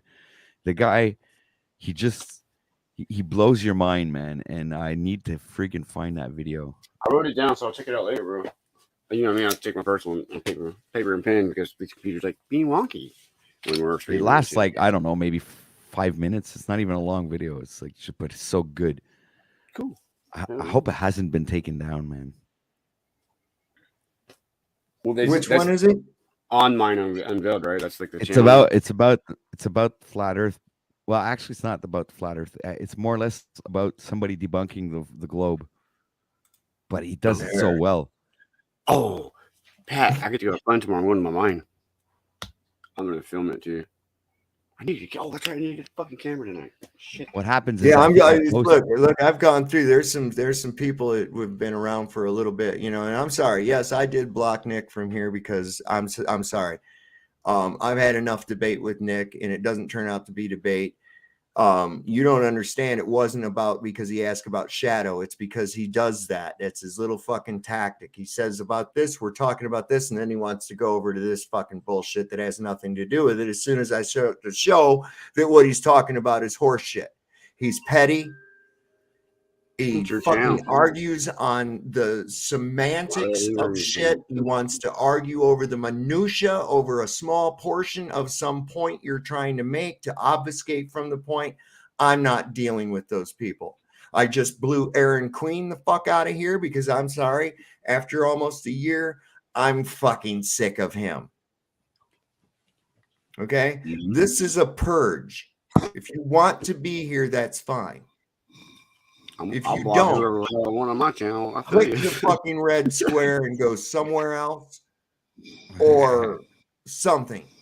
But I'm not going to have people being little nasty fucking shit trolls in my chat or on my panel. Yeah, we're not having that. And if you don't like it, we'll go over. I know a digital jailhouse fucking day room that you can go over there and do that exact kind of crap. We're not out of here. Yep. That's right. I'm just not putting up with people's fucking horse shit anymore.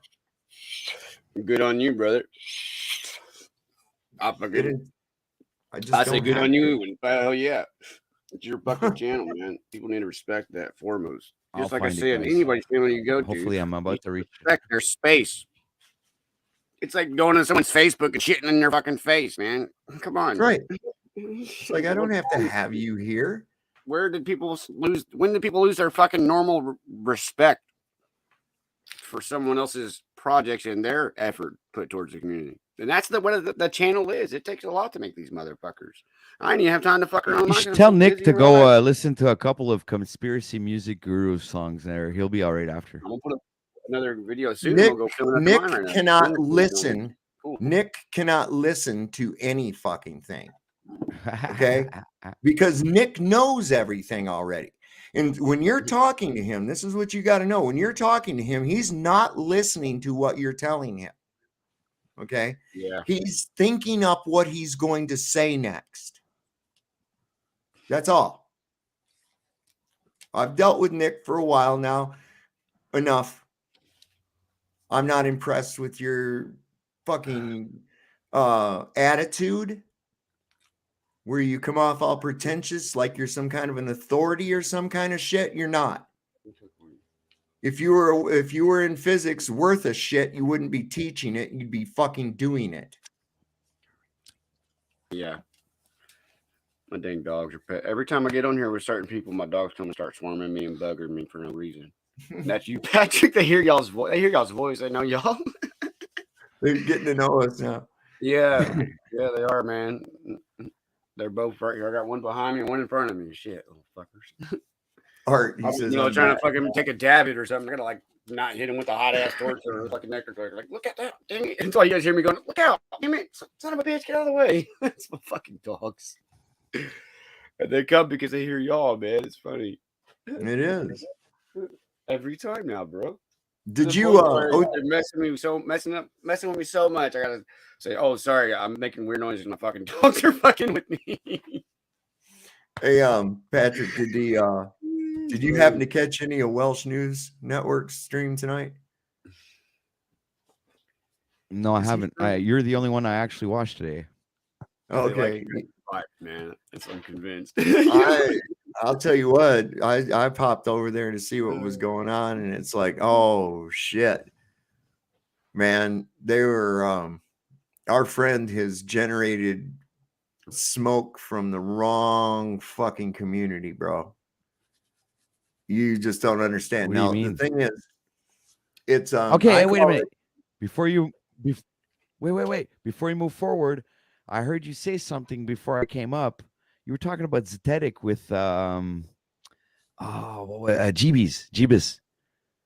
I think I missed something. What did he go somewhere and he get like kicked off or something happened that I wasn't aware of? No. I was just reiterating how this whole thing, this problem that they want to have started, right? Yeah. And I was like, okay. and what's so funny, just like a little country in the Middle East who shall go unnamed, although he's the one that started the whole shit, he's conspicuously silent amongst it. He's not going over to the channel, to our channel. He's not trying to bomb the chat. He's not trying to do any of that shit. And I'm thinking, wait a minute, you started this fucking shit and now you're letting it rage, and you'll go over there and talk shit and everything, which that's fine. I don't care. But I think it's awful funny that that's how it ended up going down like that, And like I was saying, it's I don't know. I don't care. I don't. But anyway, he's generated some smoke from probably a community he's probably not going to be real happy about getting some smoke from. I affectionately refer to them as the bootlicker community. Although I stand on the other side of the spectrum, many of the people over there, including Welsh News Network, they like me. Okay. And so even though I am total disagreement with just about every one of their views, because I'm respectful and I'm able to debate with them without, anybody getting shitty, like for instance, Welsh News, he and I debated one night, like 7 hours, and then spent the next 2 hours backstage just dicking around talking. You see, it's because I'm not on a fucking team. Backstages are nice, man. When you're in the shit streams are over. It's not about am I right or sometimes you're right. Backstages are better than their streams. Yeah, they are. But it's not so much about he's right or I'm right and you're right or my pride's hurt or your pride's hurt or anything like that. That's not the purpose of it. The purpose of a good, healthy debate on an issue is learn from both sides. Yes, the audience, the people that are watching, you see, because they can evaluate that themselves. Hopefully, unfortunately, we have this variable of how many are stuck in a cult of personality. I mean, for instance, like if a presidential debate, right? Is anybody really weighing out the two sides of what's being said, or are they just there cheerleading for their guy? See, that's the difference. They're not taking it in. They're just wanting to cheerlead for their side.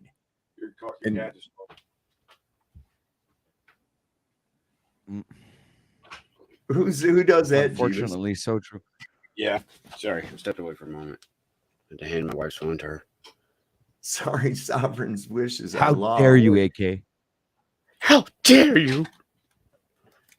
Yeah. What was that? Was that the fucking chick? Like she was like looked like an alien or whatever. And she was, how dare you? Wonder how come she ain't made a visit down to Ohio? How come old Greta ain't been down to Ohio? How dare you say that about me? Hell, I'd drive out like, there. oh, they kind of get here. I would drive out there if she came. Oh, shit. I would get some serious video of that. That would be awesome. Play D&D. Oh, Esoteric princess. I'm a goofball, guys. I used to be a dungeon master for many years. I even did that shit. That's how that was our escape for a while. Like what I was saying, OTW, was the that channel over there. I don't know if you're familiar with it. God damn, dude. Oh, sorry. So that group over there, I mean, they believe if it's written on paper and sanctified by politicians, that it is almost as good as, if not, the word of God. And so they have taken to themselves to be restreaming him and picking his shit apart. And this is only going to filter further into other channels of those same people. He would have been best, I think, to just go and stay and do his shit and not fuck with people. But now he's getting so much smoke. I mean, they turned that, you know how he sent that kid over with the mental problem, whatever. He sent that kid over and then tried to lay that on me like I was a bad guy and shit, right? That ain't working out how he thought. Because now they're over there giving him a bunch of shit about the way he talks and the stuff they talk about in front of a kid who's obviously under 18 and mentoring him and saying sexual things that probably shouldn't be said to a child. And dude, they turned it right the fuck around where it needs to be. Well, and I was like, yeah, oh, exactly. Man, you probably shouldn't have fucked with Welsh News, man.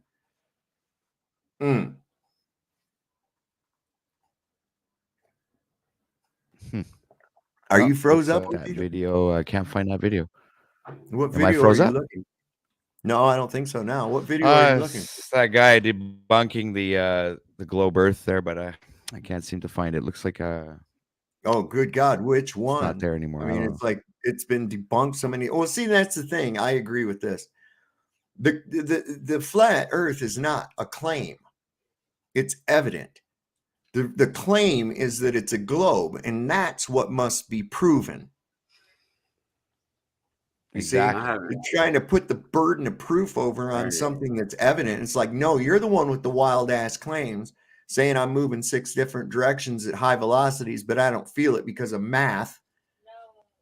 You got to prove that fucking shit. And so far you haven't. It's that simple.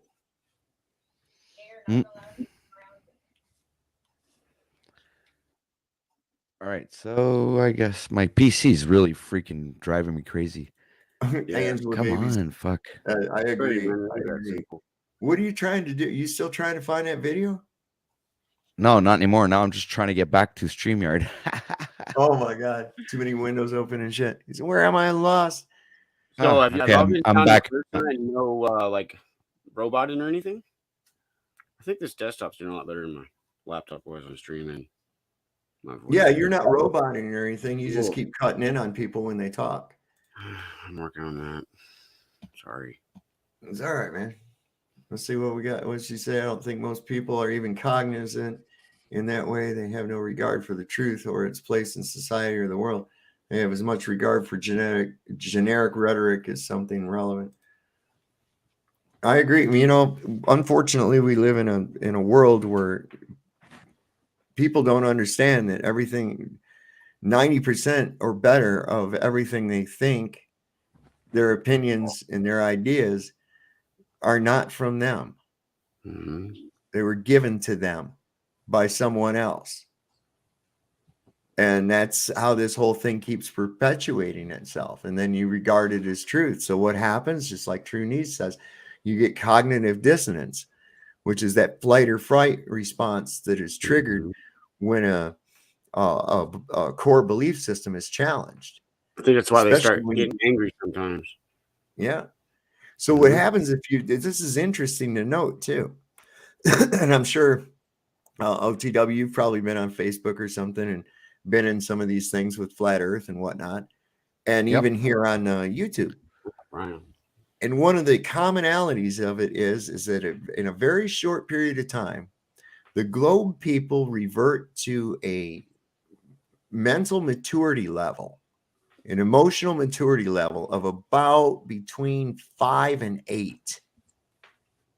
I mean, I've seen it so bad where it's almost as so bad they say, you know, well, you're rubber and I'm rubber and you're glue, you know, that kind of shit. Oh yeah, well, your mom eats boogers, you know, that kind of shit. Like, wow, did we just step out onto the playground or something? What happened? And what I think is it's indicative of when that spell was cast, the age at which they were when that spell was cast, because now you trigger into that part of the mind when that was laid in.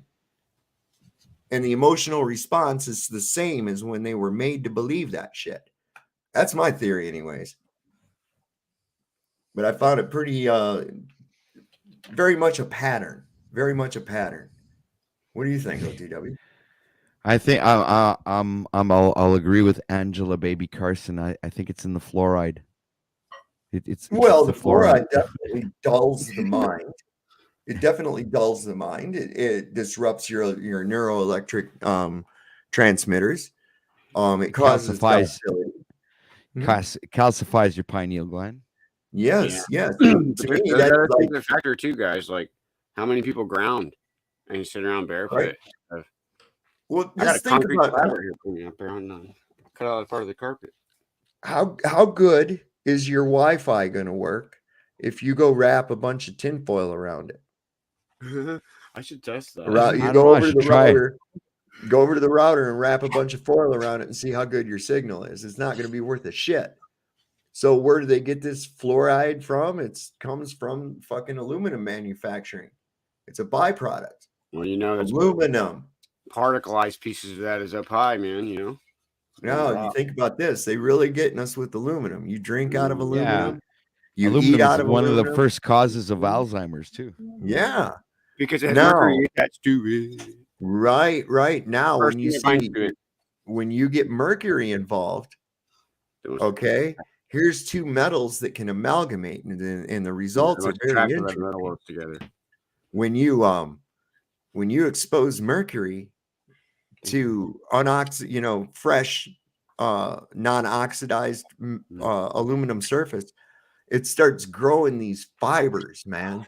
These white fibers that come up and look like think of Magellan's or something, whatever that shit is. Yeah, like Morgellons disease almost. Yeah. So what do we have as a primary preservative in many of our shots? Mercury.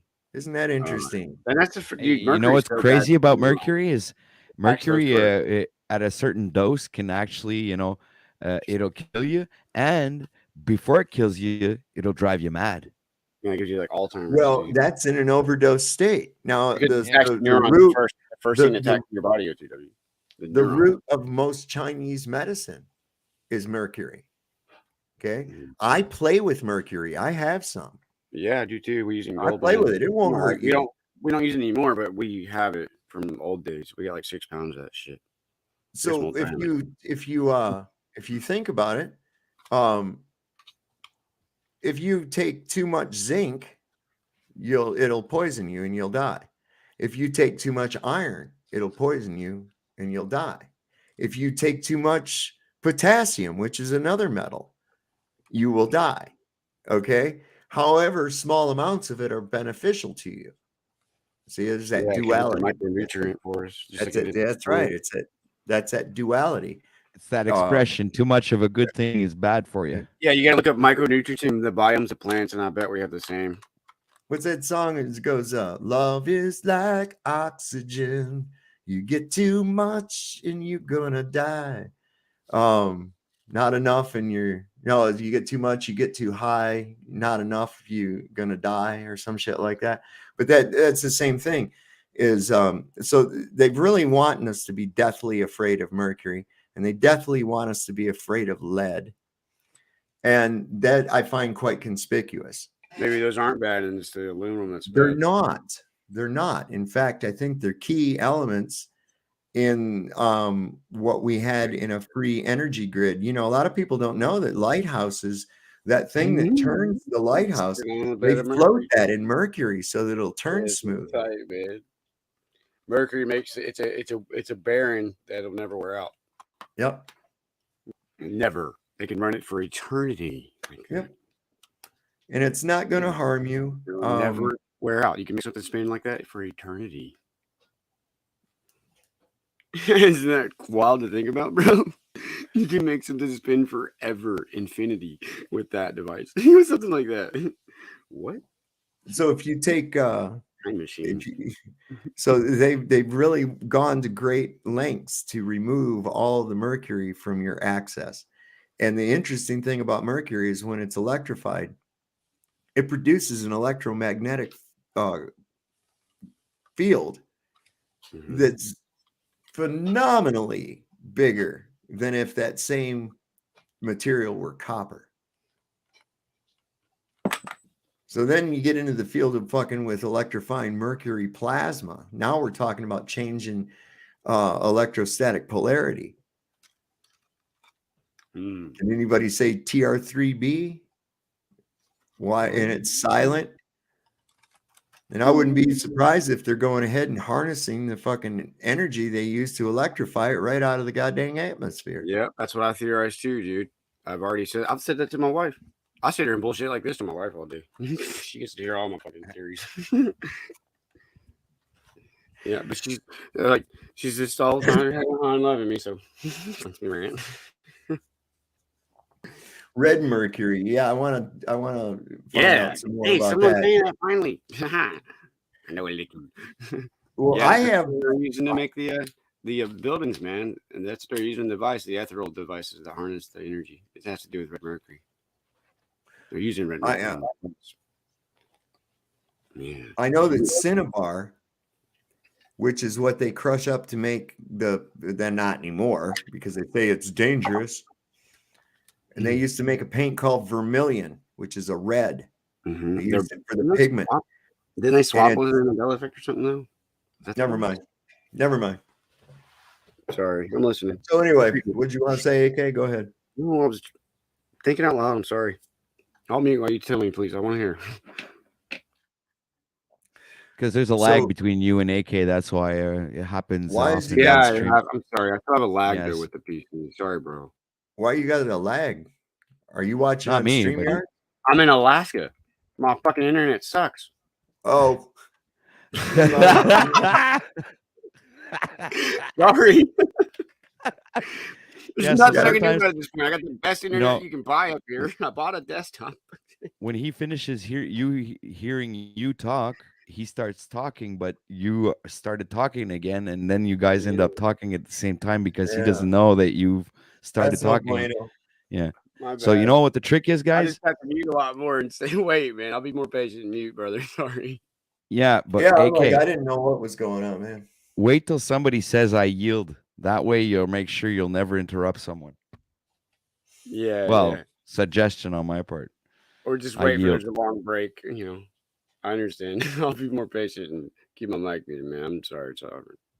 That's all right. But see, there's a thing with that too, is that I come from an era of you don't have dead air. Dead air is the worst thing you can have in a broadcast of any kind. You don't want dead air. You got it because it's just, I don't know, it's just drilled into me. I don't know why, but it is. So what I was saying about that is vermilion is made from this. Of course, they don't make it the vermilion paint from it anymore, but it is the ore from which they get mercury, and it is a deep red color. So I'm wondering if there's something in the extraction process that they go from red mercury to regular mercury, or if there's sulfur added or something like that. I believe there's mention of adding sulfur that causes it to be red mercury, but it definitely amplifies a current. It definitely amplifies and increases a current. And the whole allegory of Saint Christopher tells about this, right from the whole story of it. If you go into the allegory of Saint Christopher, a lot of people don't know Saint Christopher was a giant, and he wanted to serve the most powerful man. So he was in service of the king. And one day a bard was playing a song, and the bard mentioned something to do with something to do with the devil. And the king crossed himself, and he asked the king, he said, "Why do you cross yourself?" And he says, "Because I fear the devil." And he says, "Well, that means that you're not the most powerful. And so I want to go follow the devil."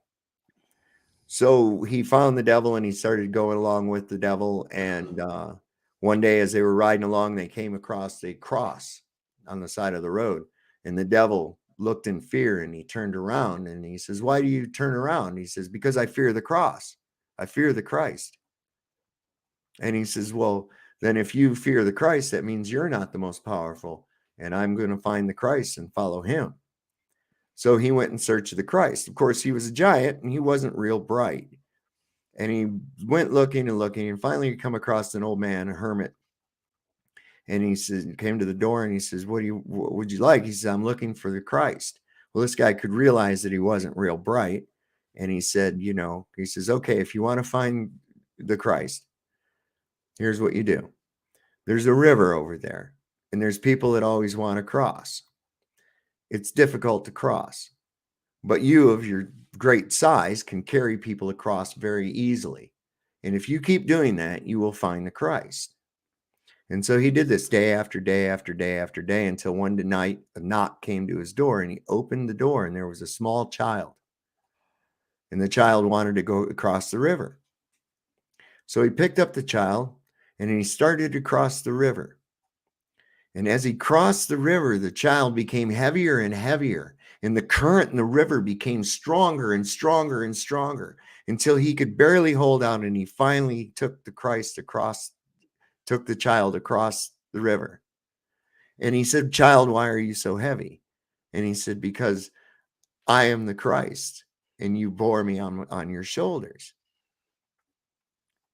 And this being where he got the name Christopher, meaning one who bears Christ. Now, the significance of this is in any pictorials of St. Christopher, he's always shown as gray with a red vermilion sash. What the whole allegory is a relationship between gold, Mercury, and the current. Much love, anybody. Cage, the brother from another mother, man. And I put a really good book in SSUM, Sovereign. It's called Angels in Vermilion, The Philosopher's Stone from D to DMT. Really, really good book. I put it in the private there. All right. You'll definitely like that one. Of course, they chose red for that. And I know in alchemy, Mercury is considered the universal solvent. Right? Something that can break down all the other energies and for transmutation. The only metal that won't amalgamate with it is iron.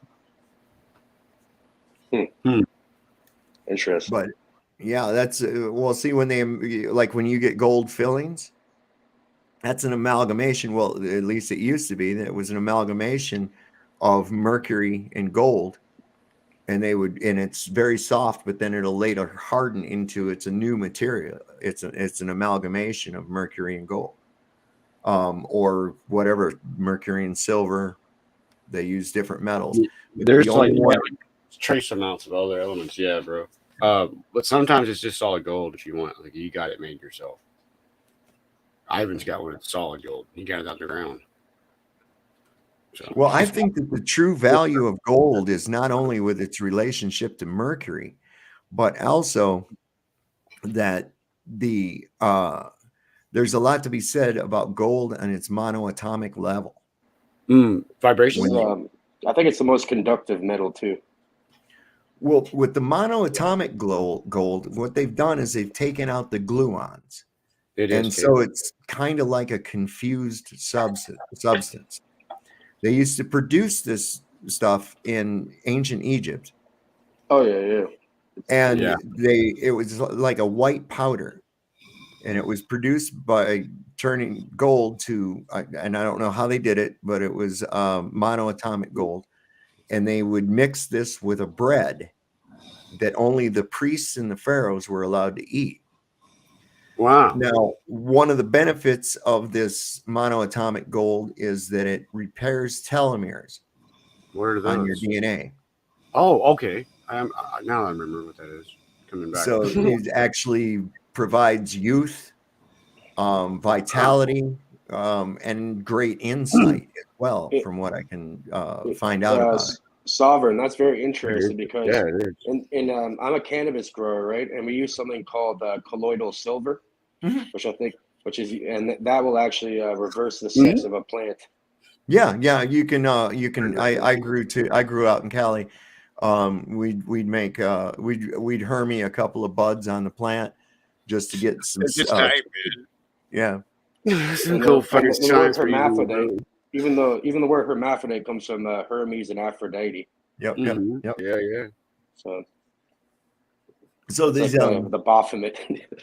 Yeah, right. Well, it all stems down from this. If you really get into it, people that are Sunday school Christians would probably freak out at the whole prospect of it. But the whole idea is that okay, God is both male and female. It's a duality. Yeah. Okay? Why couldn't it be? And it's a dual vibration, both masculine and feminine, both benevolent and malevolent. Okay, just like everything has its duality. God is the devil. Okay, without God, the devil could not exist. Without God, evil couldn't exist. It even says so in Scripture. Okay, so we see the allegory of the creation where God created man in his image. Well, what is the image of God? It's not this primate. Okay, this isn't what God is. That's not the image of God. The image of God is a spirit. But then what he did when he created the woman or the feminine was he split himself, basically a copy of himself, into the two dualities. This is why I think that after they had the fall, suddenly they knew they were naked. Why? They've been naked that whole time and they just now noticed? No, they weren't naked the whole time. They didn't have physical bodies yet. When they partook of the fruit of the tree of knowledge, they descended into this lower vibration reality, and that's why they were left out of Eden. They didn't go anywhere. They just transcended or descended to a lower level of existence. Eden's still there. Some accounts blame Azazel for that, the scapegoat thing. Well, yeah. Azazel, there's a whole host of them. In fact, you can see a little animation of them every time you watch a Paramount movie. You'll see the exact number of stars come down from the heavens, touch the waters, and then converge around the top of the mountain. Oh, you're gonna love this, Sovereign. Mount Maru. I made this video, and it's like Dan or DAN that do anything now. I prompted it and made it write like a crazy short story about creating the Philosopher's Stone. And then I made Snoop Dogg narrate it just for fun. I think you showed us that. Yeah. Have you seen that one? It gets good at the end. Yeah, we watched that one. Yeah, we watched that. That was pretty fucking cool. But yeah, there's a lot to that, when you get right down into it. So that's what I'm looking at. And through translation, it's like, look at the bigger picture. Look at the bigger picture here. We're talking about the differences in a spiritual incarnation and a physical incarnation. And this is a low vibrational reality because, as we've said, it's low frequency, it's energy slowed down to matter. Okay, so it makes sense that, okay, and you will know death, you will know pain, right? Because now you're in this low vibrational thing. You got to try to get back out of this thing. And how do you do that? By changing your vibration, by resonating with the positive, with the God side of your mind. Whereas the Satan is sitting in here in full control of everything, trying to do everything to get you to resonate in the other direction. You know what? I'm gonna have to respectfully disagree with you, Sovereign, on that point, though. I think that you can check out anytime you like, but you can never leave. Oh, you can leave. You just got to know how. Don't get trapped into the soul reclamation. The soul reclamation trap. Dude, I think I have this figured out. Right?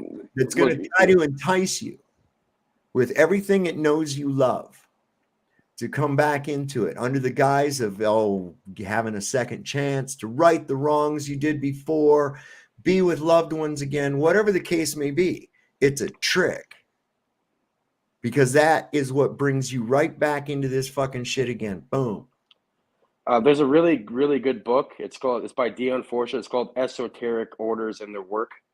And in that book, they pretty much describe what you guys are saying now. And they say there's pretty much like 3 different types of individuals. There's the ones that are kind of newer to this reality, and they haven't been initiated into the higher studies. And those people, they're stuck in the cycle until they realize certain particular things. The second type of people are ones that just they stop the cycle and they move on to a higher plane. And then the third type are people that they move on to the higher plane, but they come back to this reality in order to help others along the path or to complete some business they got to take care of. Some people, you could be enlightened and come back on purpose.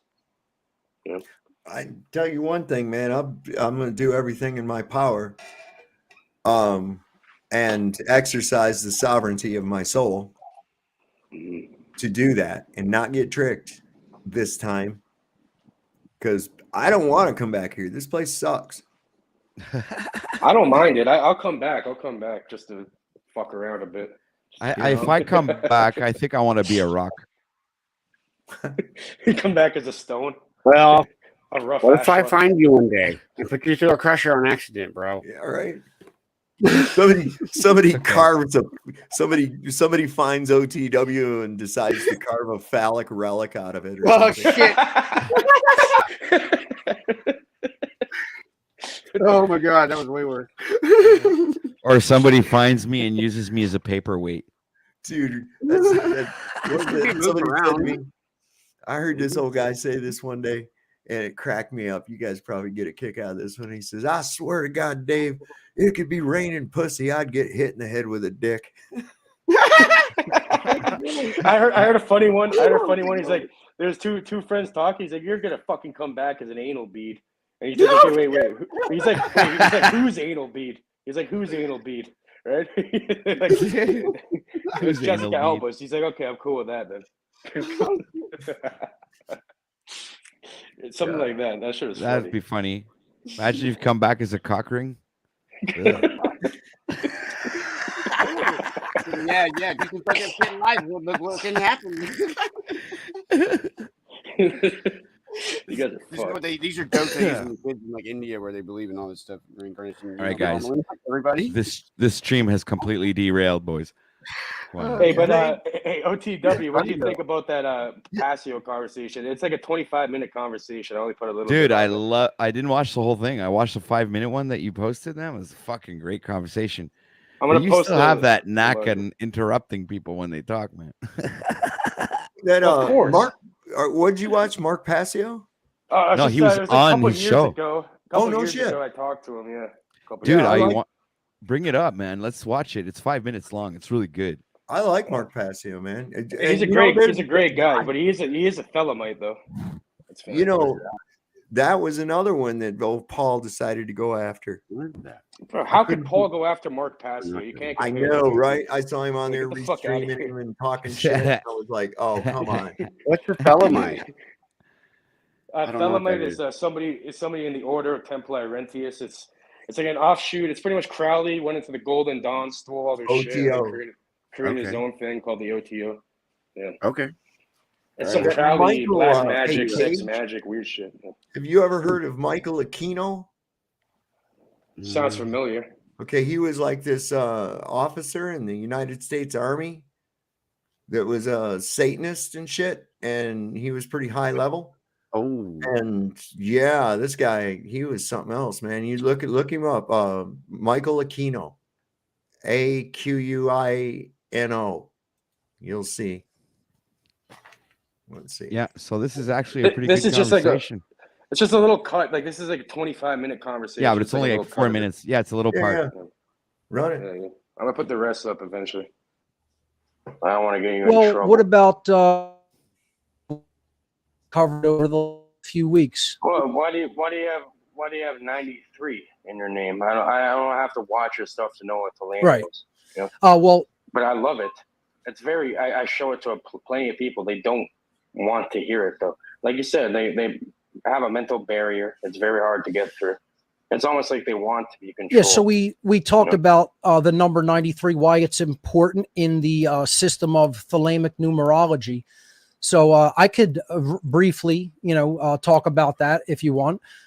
When you break down the characters of the Greek word thalama, which means will in Greek, and it's not to be confused with my will or another individual's will. It is the will of creation, is seen as the will of the universe, the grand purpose of the whole creative energy and mind of creation itself.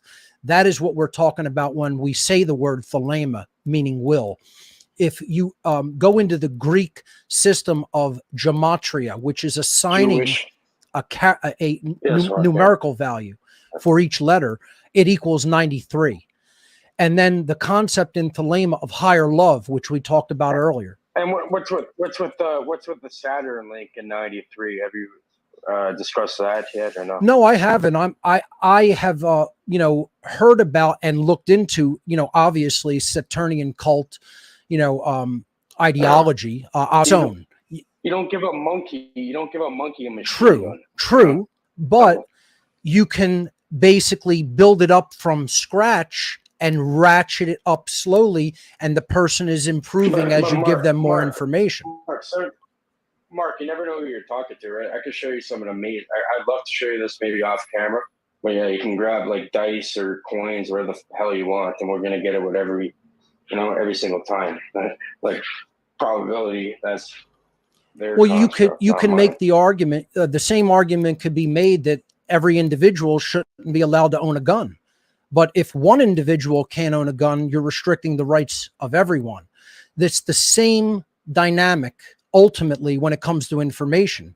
Information has to flow freely in the long term for anyone to be free. If you start restraining it, this is the mistake of occultists of old. Instead of pressing it. I hear you.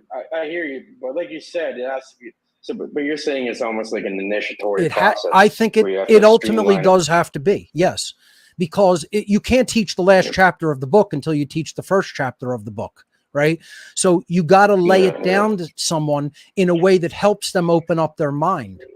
If you can do it like that, then you're going to make headway. You're going to make progress.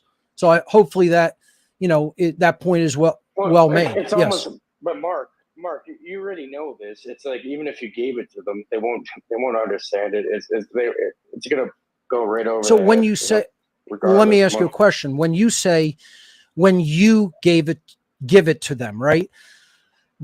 No, not me. But that, like, listen, it's not just like fell onto right. But that is what I'm talking about, right? So it's going to come from an individual at first. It's not anything. It has nothing to do with YouTube. Right. You're not finding it on YouTube or Mark the first time you hear any information. I love Mark Passio to death, but I'm saying, like you said, it has nothing to do with Mark Passio. But The real information is the real information. True. Let me make this point. When somebody first hears new information that they had not yet encountered, that they up to this point in their lives, they never heard any idea like this, right? One of the first things people do, especially if that information conflicts with existing information that they already have been pre-programmed with over and over and over again, is they're going to say that can't be the truth. They're going to reject it almost outright because they haven't developed a mindset of higher intelligence that says, don't accept it, don't reject it, just listen and take it in. What makes that process? Exactly. You don't look at it's called social engineering. It's called the form. Let's skip all that though. No. I actually got him to laugh. That's the first time I really seen a genuine smile out of that guy. But yeah, I was interrupting him a bit, but if you watch the full conversation, it's just us interrupting each other the entire time. it's Mark Passio has some fucking good information. I mean, I can listen to that dude. Well, you should see when I get into I make him freeze up because I start talking about a book called The Secret Rituals of the OTO and the word Jabulan. Oh, I've heard about that. Yeah, and he doesn't want to say anything about that. It's kind of weird. Well, sometimes these little things have maybe because he's not supposed to. Yeah, he's not allowed to. He's not allowed to. He's smart to secrecy, dude. There's things he's allowed talking about, and there's things that he's not allowed talking about, man. Yeah, he's under oath. The real shit he's not allowed to talk about. Remember well, it's like at the beginning, I said, I don't want to get you in trouble. I don't know if you've noticed, but my son Ryan, he wears a Masonic ring. He is a member of a Masonic lodge in Michigan. I think it's coming up on a year now that he's been. I knew just from talking to you, you have a Masonic connection. And I don't have a Masonic connection. In fact, I was kind of your son is a Mason. That's a Masonic connection. Right. So like I was getting ready to say, I wasn't altogether thrilled about the idea. He said, I'm going to join the Masons. They might accept me, da da da da da da da. And I was like, oh, cool. Well, you play your cards right. Of course they're going to accept him. He needs to pay his lodge dues. Of course they're going to accept him. But I'm saying I know high-level Masons. I know 33rd degree Mason that runs this whole area I'm in Canada. Right. And yeah, they're after the 33rd, that's when it really begins. And most people will never get there. So as I was saying, and my point that I was getting to is that although I wasn't real crazy about it, I don't care. I don't really agree with the fucking Masonic shit myself, but that's his thing. He wants to do it. He's his own man and everything. That being said, I see people try to come in and give him a bunch of shit and everything on it. And it's like, look, man, if we do a show about that and you want to talk, but there's a lot of things he's not even going to fucking address just because he's not going to address it. There's a lot of good Masons, a lot of really good Masons. So at the lower levels, like you said, it's one thing. When they get up to the higher levels, I don't know. It might be enough. Has he joined like the Scottish Rite or the York Rite, like a concordant body, or is he still in Blue Lodge? Has he been risen yet? Raised? I don't really know. Because the Blue Lodge goes from like all the way up to the 32nd degree, and I think after that. No. Blue Lodge is 3 degrees. It's entered apprentice, fellowcraft, and Master Mason. That's the Blue Lodge. Then you have the option once you're a Master Mason, you can join something called concordant bodies, and that's where you get off to like the York Rite. The only, that's one path of masonry that has a 33rd degree, right? There's only Masons, they'll tell you there's only 3 degrees in Masonry. That's what they'll tell you. Everything else are just affiliated bodies that you have to be a Mason in order to have a membership in. Like the Scottish Rite or the York Rite are the 2 most popular. It's like the left and the right hand. On the York Rite, they call it cryptic Masonry, and that's where you have like the Knights Templar on the highest levels. There's there's stuff higher than that, and then in the Scottish Rite, that's where you get like the 33rd degree and all that. And it's not, you can get from the 3rd degree to the 32nd degree on the Scottish Rite in one weekend. It's called fast tracking. You can literally in one weekend you could be a 32nd degree Mason in the Scottish Rite. The 33rd is like, you have to be selected for that. Yeah, I as I was saying, I joke with him all the time. He says, "Yeah, I don't ask him much about it. He tells me, he says, "Oh, I got a lodge meeting tonight." You know, I was like, "Cool," and I Well, you joke can. with him. I'm like, you know, "Oh, water buffaloes." He's like, "Yeah," or I I'll don't know say, "Man, anything about that much. Well, yeah, you can show him what I just said, and he'll confirm it's all true. If he's in it, you know, he'll know. So is Interesting stuff. Dreamelin escape from the chains? She said 33 is low level. It goes up from there. I've known one that was. Oh, thank you, Sav. I'm fucking blind, man. No one that is not a 98 level. Not allowed to talk about the secrets. Well, I've been reading a book about that. It's the secrets in the Bible, and they've been mentioning the fact that as soon as you're initiated, you're sworn to secrecy. So, but you know the funny thing is, there are no secrets. Like this shit is all available online. You can look for it. This is why even when I was talking to them and stuff, they're like, "Yeah, don't start searching shit up online because you know they're reading certain books because it'll ruin it for you." They're all about the ritual. They're all about doing that like that ritual type stuff. You know, they don't want you to ruin the ritual for yourself. Well, I tease him. I was like, "Well, you keep plugging along there, you'll be able to meet Baphomet soon enough. You'll see." Oh yeah. I knew a Mason. He warned me. He's like, "Oh yeah, one day you'll meet him. If you go deep enough, one day you'll meet him. You don't want to meet that. Stay away." All of a sudden, the guy crashes his car and almost dies and shit. I see it like a week later. So I'm saying you got to be careful with these fucking people. I'm not even joking. And once you give that oath, your soul is theirs forever. You're giving away your soul in a way. Well, luckily I'm not a joiner. Last time I joined something, I fucking hated it, and I said I'll never join anything ever again. You know at the very lowest levels, right at the beginning, the third degree, when they actually call you a Mason finally, and you can wear the ring. If he's wearing a ring, he has to be a Master Mason, or he's not allowed to wear the ring. So I'm saying, well, I don't know what his status is. I don't know how true that is, or how it carries over into that lodge. What is he, like a junior deacon or something by now? As I said, I don't ask him about it because I don't care about it. Listen, they're inconsequential to me. When I see their mark on things, I just go, "Oh, huh." That's what I do. Okay. They're, as far as I'm concerned, just another strand in the web. There's a huge web, and it's just a strand. There are many strands. And, you know, they got stuff that's secret. I don't give a shit. Go ahead. Keep it secret. Don't tell me. I don't want to know. Okay. That's just basically where I'm at with it. I don't want to know something to a point where I'm willing to swear some kind of a fucking oath to know it. They're not allowed but Sav, when you think about it, with all the information on the internet right now, you can just filter through it, and you'll find out everything you need to know about it. It's all there. I mean, yeah, you can use the books that they read. Yeah, it's exactly. You know, it's not a secret. I've been reading some of these books, man, and I my brain is so full of this stuff, and I'm like, I figured like even I wouldn't friggin' talk about it, really. You know what I'm saying?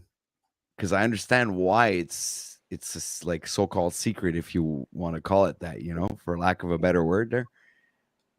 It's because, well, remember, it's an initiatory process, like we said with Mark Passio. Well, like Mark Passio was saying, exactly. It's like you can't give the guy, chapter 25 when he's only, he's that chapter 1, you know. I like your analogy, Cage. I liked your analogy of giving a machine gun to a monkey.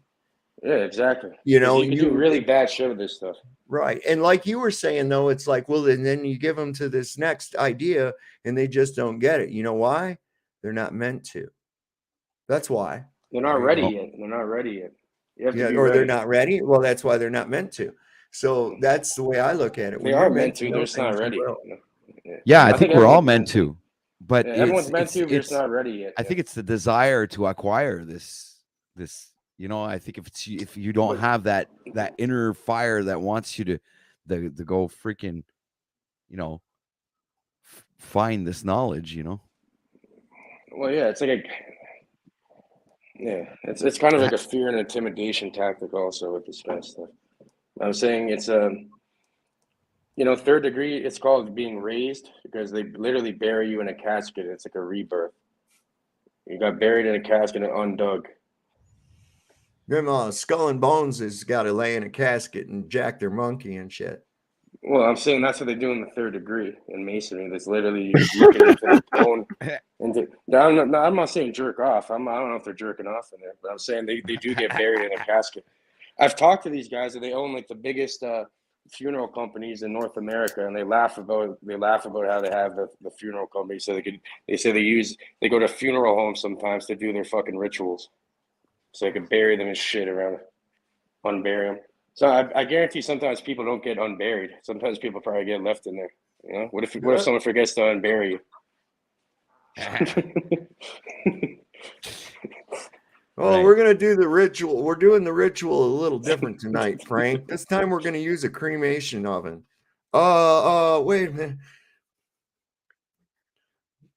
Stick it in there. Okay, get ready. Fire it up. Poof. Well, he's out. They'll probably just laugh. We'll just leave him in there for like 6 hours. They'll probably think he's never getting unburied. They'll scare the fuck out of you when you come out of there. It's like, yeah, I'm not gonna fuck with these guys. Next time I'm not gonna get out. Fuck that guy. And you know the crazy shit your son. You know the crazy shit you're sworn under if you reveal any of their little secrets or their whatever they're doing. Oh, it's horrible. They'll cut your fucking heart out and fucking put your body in the 4 seas and shit and all those weird 4 corners of the earth. And each time it gets crazier. They'll make like ravens pick out your eyes. Balls to pigs and shit. All types of crazy. They get pretty fucking imaginative with it, you know. They have quite the imagination. Yeah, they'll do the Viking thing there. They call the angel wings or something like that. There, they pull your lungs out of the back, out of your back, and flip them over your shoulders. I see there now. Do I even want to be in a club of people that could conceive of such things in the first fucking place? But think about it. That sounds like some fucking cartel shit. That shit happens every day. The cartels are doing worse shit than that just for fun. You know what I mean? So it's like openly. So it's like I'm probably more scared of those types of people than some Masons, you know, that are just regular people. Most of them are just regular people. You know what I mean? Hardworking, nice people, good, have families, everything. Well, did she say something? Dreamy Lynn said we were around them. Let me tell you, as a little kid, they're a freaking strange bunch in their dens. I mean, they're lodges. They're lodges. They have lodges. Yeah. See, I didn't even want to. I've never had really this desire to join anything. You know, I think it comes from the fact that I really don't like groups of people. You know what I'm saying? Turn your camera on one time, Ian, so I can make sure it's you. Thanks, buddy. What's up, guys? Not much, man. I've been listening. I just got off work. Just kind of never joined. I never joined your panels before, so I want to make sure I, get that out of the way. Oh, this panel's good. At least we're talking about some fucking good shit here. You know? Yeah. So, sorry about the security protocols there at the beginning, but we've been, I've engaged in my own little purge over here. So far, so good. Real quick, I was just going to jump in. You guys are talking about those guys. When I worked at an assisted living facility, I've said this many times, but there was a bunch of nurses there and their husbands were Masons and they were all like connected. And, this was in 2019. So when 2020 came around and different things came around, I was at a assisted living facility, but all of their families, kids, their husbands, all these guys were first in line. So obviously they're not privy to anything if they're going to do that. You know what I mean? We're more informed than they are. It's pretty ridiculous. You know?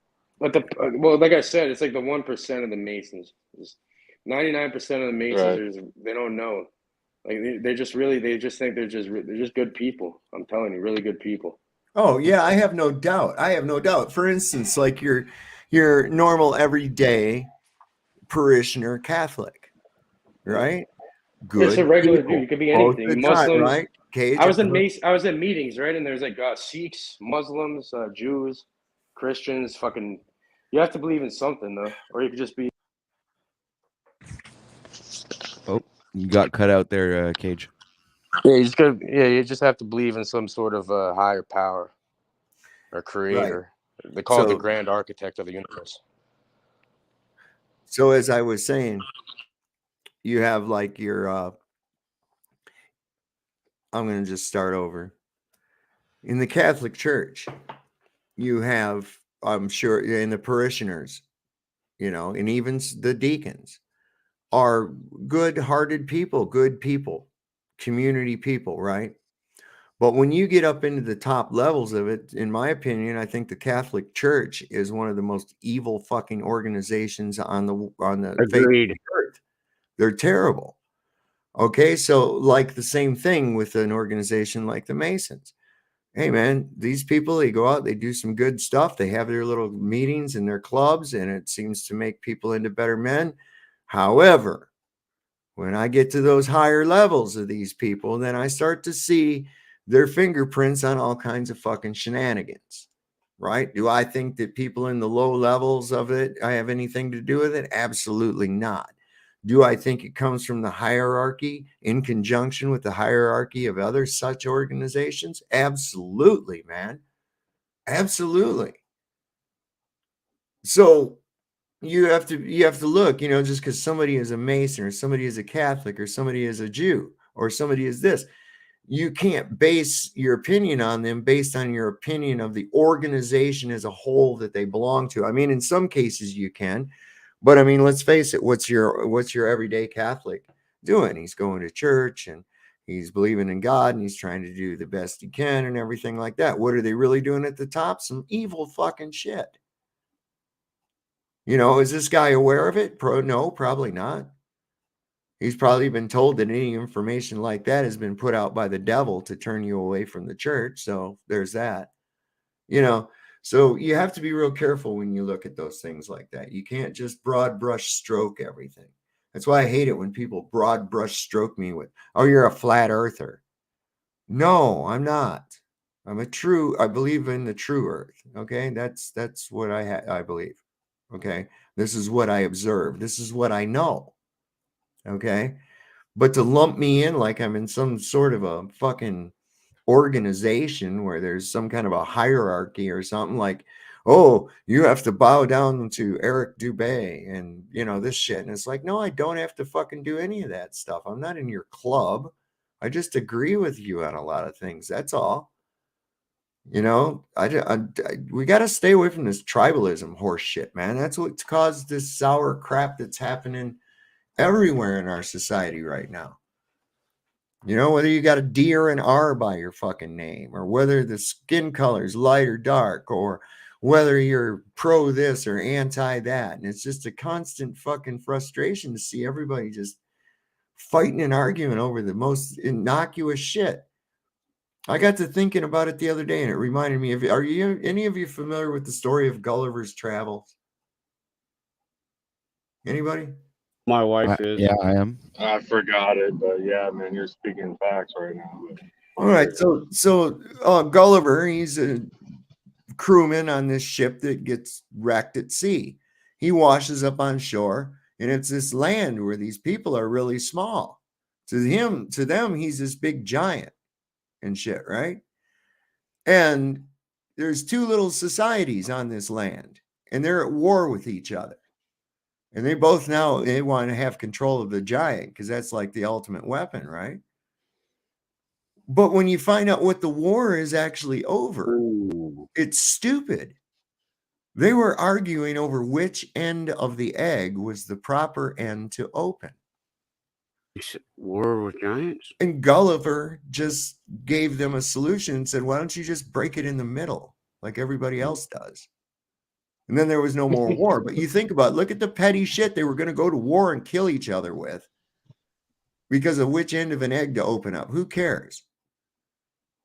And we see channels doing it. Oh, my dick's bigger than your dick, you know? And it's like, who cares? You know, maybe the women do. Yeah, right? Listen, I'm a little worried about one of my regular audience people. And I haven't been able to reach her by phone. She's been pretty ill for quite some time. And that's Renee Bernays. She's usually in my chat. Oh, wow. Really, Renee? I like Renee. Yeah, she was having some trouble the other night. And, you know, I'm not going to air out her own personal shit, whether she, you know, because that's not my place to. But I am a bit worried about her because I haven't heard anything. And I've texted her a few times. Oh, Not House Video says she's okay. Okay, good. Thanks. Hey, much love to Renee. I'll send her good energy her way. Okay. Yeah, for sure. There we go. That's, I believe, her friend. That's Kevin, if I'm not mistaken. Thanks for informing us. Yeah, really. Because I was getting worried, man. I texted her a couple times and I didn't hear nothing back. And I'm like, uh-oh. And I know that her friend was really, yeah, I knew that Nuthouse was really worried about her too. And I'm glad she's got somebody to look after her. Nuthouse Video is a good guy from what I understand and from what Renee has told me. So good. I'm glad she's okay. I can relieve myself of that worry now. Well, at least a little bit of it. We got to lose. I love getting pulled into creator issues as the most popular one-digit viewer count. Okay. What you were talking about in the beginning, real quick, I just want to throw this in. I've been listening pretty much the whole time at work with the like the chaos energy flowing around or out. I forgot what word you used, but the frequencies and things like that. Like, yeah. What I'm looking at it as is like a purge of energies as well, and like we just got to take this and just we got to aim it the right direction and use it to our benefit when these energies are flowing around, you know. And I think a lot of purging is going on. Even people that are acting really strange and out of character, that also might be some type of purge, you know. Like that's the way I'm looking at it. Yeah, I can kind of see that. I can kind of see where you want to repel from the negative energy, and of course, positive is going to repel from negative. We're not gonna. They're trying to drag us, but they can't. We use that energy to just go higher. And it was like you were saying on your stream, Ian, that it was you're using it to ascend. Right. Because first off, on a basic level, what a great example of how not to ascend, right? By just going on a rampage of low-level fucking nonsensical horseshit, as opposed to talking about some useful information. You know, I'm trying to like I'm no expert on this shit, but I'm definitely putting two and two together and knowing that with the way that frequencies and vibrations can be transmitted, that it would be, I mean, who wouldn't want to be able to weaponize emotions, right? No, that's exactly what I was going to bring up. You can. Yeah. I should send you some links. It's called No More Secrets, or a YouTube channel called Brainside. And there's this university here at Laurentian University in Sudbury, Ontario. And they've been doing studies on this. It's all electromagnetic fields. And there's ways to induce people with electromagnetic fields, and then you can actually implant certain things into their mind. There's certain individuals that they've studied that if they're around them, all of a sudden everybody gets around their same hertz, like the same frequency, same thing, but it's electromagnetic. Yep. So if you can, we can do that basically consciously, Cage. Yeah. I've done it consciously. No, you can. I know. Yeah. And so we know we can do that with our own electromagnetic field. But imagine if you could amplify that through something like, I don't know, Cinco Hey, 5G. Anybody? Yeah, they are doing that. They've been studying this shit for a long time. And then roll it right through the fucking screens, right through the LCD screens, right into your visual, right into your optical cortex, man. Boom. dead nuts into the brain. Yeah, they were saying like pretty much Dr. Persinger, you're saying like there's like it's almost like a shadow, an electromagnetic shadow of everything. It's like back in the day before all this technology we have now, you used to have to like to do a regular radar system, you'd have to bounce, radar and then have it come back. Mm-hmm. Yeah, now you don't even need that because it's like a shadow on everything. You just have to bounce it towards it and you can read it. Yeah, I think the AI is sizing everybody up as well, and I don't think it's all just bad. I think it's sizing us up. I think if you're on a certain low frequency, it's just going to attack you because you're so vulnerable. I think certain people, if you're beyond a certain precipice of frequency, I don't think you can do shit to you. It can only actually help you. I mean, it could only, it can't bring you down. It can't. So I think it's much deeper than we think. Like with it's all through thought. It's all through the thought and subconscious, Ian. So it's like if you put up a mental shield, you can shield their bullshit. It won't work at all. Well, you got to resonate with this. I go with this so much that I don't know. Sometimes I wonder if it's even healthy. But I stay so far away from fear that I don't fear things. I look at fear; it's false evidence appearing real. It just is what it is. Okay, so what do I do with that? Okay, what do I do with that? It is what it is. So how do I move forward? How do I get around it? Or can I do anything other than just duck my head and be ready for the impact? That's the way that I look at it. And whether I fear it or not, whether I fear anything or not, does not change whether or not that threat is there. But what it does is exacerbates its importance in my mind. And if you get enough people doing that, well, you're surely going to manifest it, aren't you? And I believe that's what they're trying to do. They're getting us to manifest evil by focusing on evil, by resonating in evil.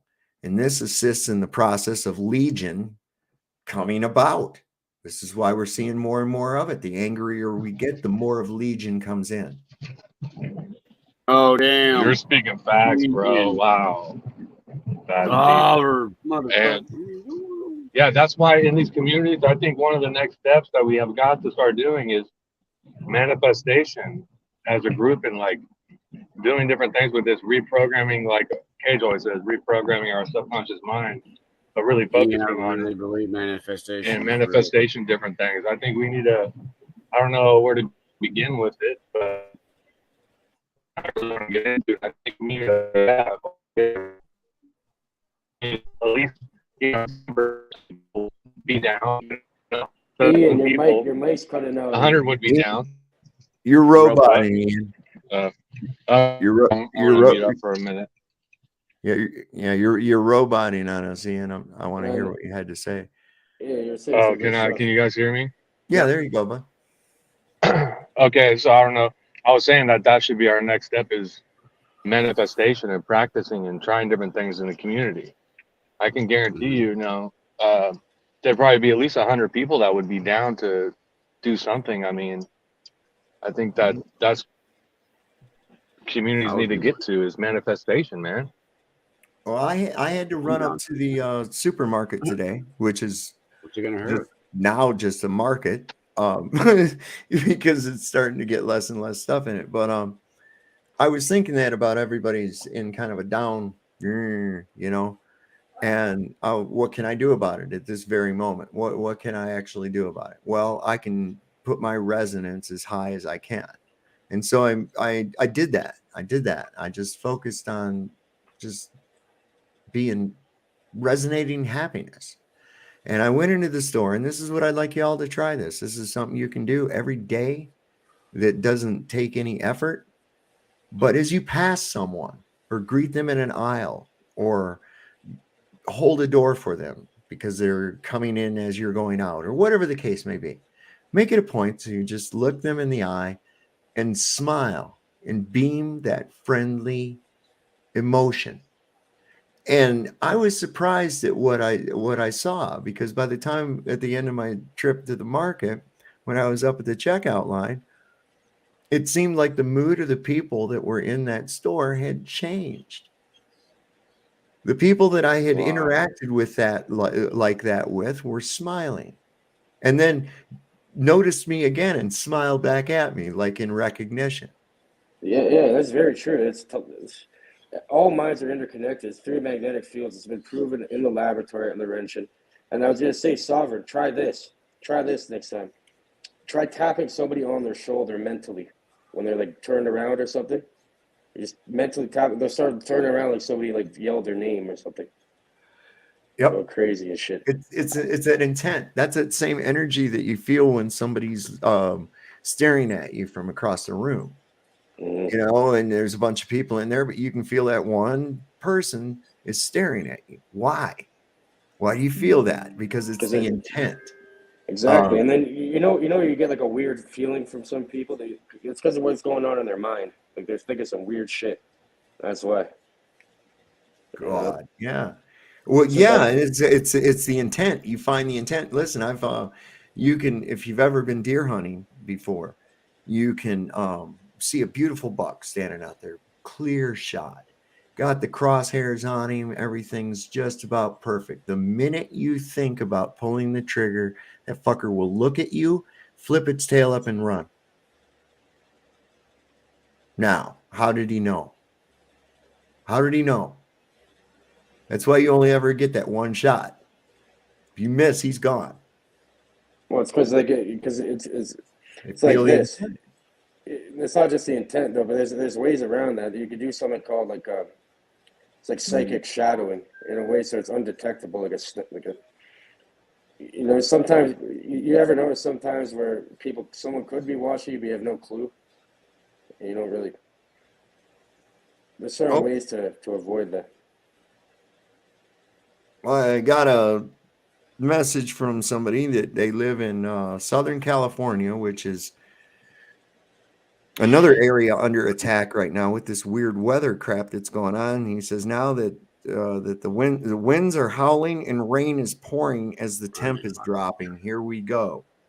This is this winter storm Olive that they've been warning us of. Yeah, we're about to get a bunch of snow over here too. Yeah, I'm in Sacramento. It's some really, really weird weather right now. It's pretty calm, but 45 degrees. But yeah, we're expecting some weird weather coming. Listen, they got we've had like 50-mile-an-hour gusts here tonight, and the winds were horrible all day. It was something else. My dogs, I went to take them out at one point, and they're usually all excited to go outside. Man, they got out there, got to the deck, that wind blew. 3 of them turned around and went in the house. The other 2 went out there because they don't they want to catch a squirrel, so they'll go hell or high water. But I mean, they were like, nope, fuck this. I don't even want to be in this, man. And came right back in the house. It was funny. Oh yes, animals do communicate telepathically. Listen, that's how I talk to my dogs.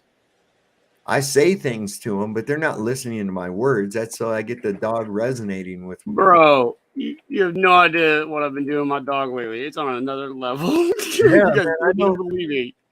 Yeah. You can sit there and say it's all in your.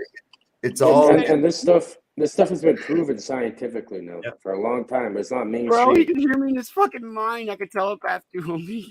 Okay, listen. I'm telling you, it's all through. This is how they do it. It's through magnetic. It's so wild. It's through magnetic fields, right? So they've done this experiment where they induce the person, the 2 people with the same magnetic field, and when that happens, the 2 minds literally become one, right? You can have one person. You can have 2 people sitting in a dark room with their brain measure, the EEG measuring all the brain activity, right? You can flash one person with a light, and the other one in the dark room will have the same pattern light up in their brain. There's something going on there. It's very real. It's not, it can be trained and utilized. And anyone can do it too. With remote viewing, for example. Yep. I'd sit with a taper candle in the dark, and I'll sit there and start meditating, concentrating on that flame, and I'll start controlling the fucking thing. I've even put the goddamn candle out before. That's tight. I've heard of that stuff, man. The Cherokees did that. I got that in my blood, man. I'm gonna figure that out. It's easy. It's easy to do. It's something about fire that really gets me right into the zone. Hey, stop. That's what people do with like, you know, a pendulum, and you ask it yes or no. You ask it questions, and it goes back and forth or in a circle for yes or no. Yeah. You know what I'm talking about? Well, they do it with flames too. You ask questions, and the flame will sit still or move left or right, or and that'll like that's what Sunkiss gets. What? That's so cool. I didn't know about this. Well, yeah, there's many their higher self and answers and stuff.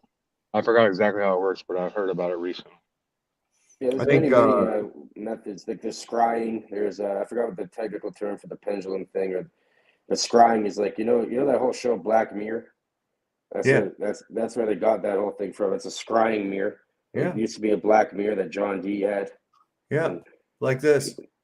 Yeah, it's your phone. Your phone's a fucking scrying mirror. Bingo. So's your TV. So's your computer monitor. So is the gas station pump.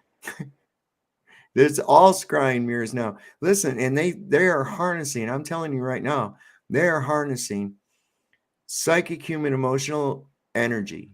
They're harnessing the dog shit out of everyone all the time. They are harnessing the psychic, human, emotional energy out of people using these liquid crystal diodes. When they have those big WWF jumbo fucking wrestling matches and shit, right? They have those big jumbotrons they put up. Did you know they replace those after each match? Why? Because they're collecting the fucking shit out of them, man, from that crowd. You know what's funny? You know, in the sport games, I don't really watch sports and shit, but I've seen the clips where it's like, you know, they go on the jumbotron and they have somebody that looks like them, like a character or some shit. Look at that AI technology. They're fucking harvesting. They have everybody's faces scanned in these systems and shit. Yeah.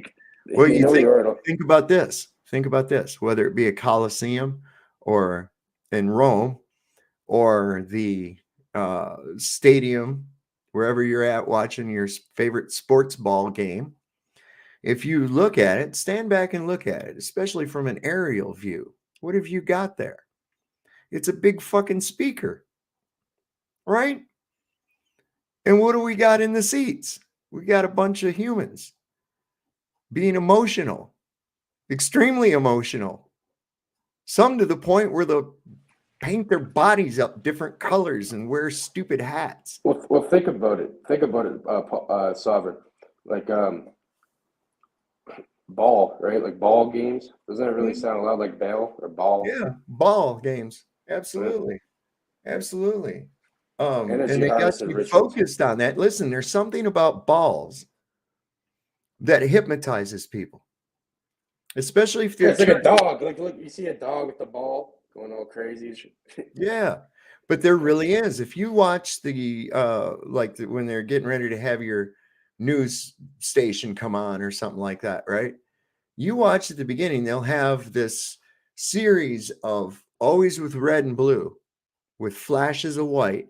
And there'll either be a globe or a channel logo or something, and it'll be in a circle, and the circles will be concentric, and they're turning in different directions, and this thing's spinning and everything and coming at you, blue and white, two contrasting, confusing colors with little splashes of white that come out at the time, and it's a countdown. You can even do it. It's like 5, 4, 3, 2, 1. That comes down into the corner, but it's still down there spinning. It's still down there spinning. And then here comes the info slot that comes on and goes, oh, look at my tits while I lie to you. You know, and so the male mind going, if I believe that girl, she fucked me. You know, that's where the subconscious male mind's at. And so that's the audience that they're appealing to. And they're going to cheerlead for whatever side of the propaganda they want their team to believe in. It's called NLP, neuro linguistic programming. It is. They use specific patterns, symbols, words, and colors in order to, have an effect on people's subconscious. You know what I found interesting, Cage, is this. If you notice that with recent events worldwide, I'd never before seen this, but I have noticed that many of the news stations in these networks have changed their color scheme to be blue and yellow. In fact, the same shades of blue and yellow as a certain country that's in conflict with Russia right now. So what was that all about? Well, there you go. It elicits that flag. It makes you think about it more. Think about it, because now you're going to recognize everything you see subconsciously, and then when you see that, it's like, oh, it's going to make connections that you're unaware of in your subconscious. Yep. It's a way of programming people. And also taking influential people, influencers we call them, on various social media, and having them display that banner within their profile picture or whatever. There again it was, and so everybody knows what it is, and everybody's all in support of them. But another thing too, with these people, sorry to interrupt you, but these people doing interviews. Okay, with these people doing interviews, and then even like politicians, you see how they always speak with their hands in a certain way. Yeah, that's another part of the NLP. Now, here's something very, very suspicious about that whole thing over there. Speech hypnosis. And we got to be real careful about that, because that's another hot button issue for the censorship lords at this fucking platform. Okay. But here's what I find suspicious is that Biden is not in good shape. He's probably not the sharpest tool in the shed. Never was, but he's in bad shape right now, I believe, cognitively. He's old and he's frail. Yet he goes over to this war-torn country to meet with their president, just impromptu. And the only how do you thing know? Did you see? You can fake everything now. I know. That's why I'm saying. If you've never seen the movie, and then I think this is Anne Hesh was in it, the woman who died in the crash but tried to get off the gurney, and they pushed her back onto it and stuck her in an ambulance, and then said she died. She's in this movie with Dustin Hoffman and Robert De Niro. It's got a really good cast. The movie's called Wag the Dog. Now, in this movie, what happens is Robert De Niro is like a cleanup guy, right? A fix-it guy. He's the best in the industry. Something comes up, he can fix it, right? So the president, just a week or so, or 2 weeks before the election, gets caught up in a scandal regarding an underage girl and some sexual allegations. So they got to get this off the radar. So De Niro gets together with Dustin Hoffman, who's a famous movie producer like Stanley Kubrick, and they have a war.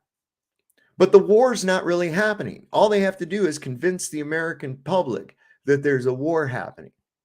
And they're doing this shit with green screens. They even hire Willie Nelson to come up with a propaganda song and make up an army unit that got destroyed. And I mean, the whole thing is just like, he's like, no, we're not really putting on a war. We're just putting on the perception of a war just for a week. And the whole thing is them trying to keep that other story out of the news by making it look like the U.S. had gone to war with Albania. I mean, they even hired Jim Belushi, who's Albanian, to come out and say, yeah, as an Albanian native myself, I'm really upset about the things that are going on there, and make it look completely fucking real. So if you ever get a chance to see this movie, it is great, man. It's called Wag the Dog. You can find the trailer on YouTube. I already have a link for it. I could put up a link in the private for it if anyone wants to watch it for free. I already have a link for it. Oh, cool. Let me put that up, because I got a wrench. No, I can't put it on YouTube. I'll put it in the private because it's. Yeah, that's what I'm looking for. Go ahead. Because yeah, it's really, dude, and that one will really make you think. I think if anybody, I have like a list of movies that are have to watch if you're going to wake up movies, and of course, They Live is one of them, right? I could tell it's a good one because it's on archive. They Live is a That's good easy. one for sure. But They Live is one of my hard fast ones, and of course, The Matrix. This is in there. Definitely. What about the 13th floor? Have you guys seen another good one's Capricorn 1? Have you ever heard of that? Oh, movie? that's so good. Nobody knows about that one. You're the first person that I've met that actually mentions that movie, dude. Everyone needs to see that movie, Capricorn 1. So one of my old girlfriends, she said, let's watch Capricorn 1, right? And I was like, this is going to be lame. Oh, great. You know, I was thinking. But when we watched it, I was like, wow, this is like one of the most epic movies ever. You got O.J. Simpson in it. Yeah. Okay, I'm gonna write that down. You guys Capricorn 1. If you haven't seen Capricorn 1, please go see it. I'm not joking. It's a great movie. Yeah. I'll watch it with my honey, bro. I'm gonna watch it. Nobody knows about it. Got it. Have you guys seen the 13th floor? Yes. That was a good one. Ian, that movie that I was okay. Let me put this up. Hang on one sec. Capricorn 1 is like, I remember seeing it. I went to the theater and saw it, and the reason I got to see it in the theater, see, it was overshadowed by Star Wars. Everybody was only going to the theater to see Star Wars. This was put out at the same time, and my best friend's mom was a manager of a multiplex. The link I just put in the chat, everybody, is what was given here to, if anybody wants to watch the movie Wag the Dog on their PC. In fact, I have it on DVD. But yeah, that's definitely, it's a must watch movie, Wag the Dog and Capricorn 1. And for those of you not familiar with the movie, it stems around. You want me to grab a link for the Capricorn 1 too? Sure, if you want. It revolves around the first manned mission to Mars, and they come up to the capsule and get the astronauts out at the very last minute, and then have to explain to them that we figured out that it can't be done, but we've invested so much money, and if we fail again, they're going to cut our budget, blah, blah, blah, blah, blah, blah, blah. Then they reveal to them what they're going to do. They're going to fake the Mars landing. So as you're watching this, you know, you got to look at like, okay, dude, you're telling me they couldn't fake the moon landing just as good, right? The thing is like throwing it right in your face, even up to and including the threats to keep them silent. You know, I don't have to threaten you to keep you silent. I'll threaten your kids. I'll threaten your family.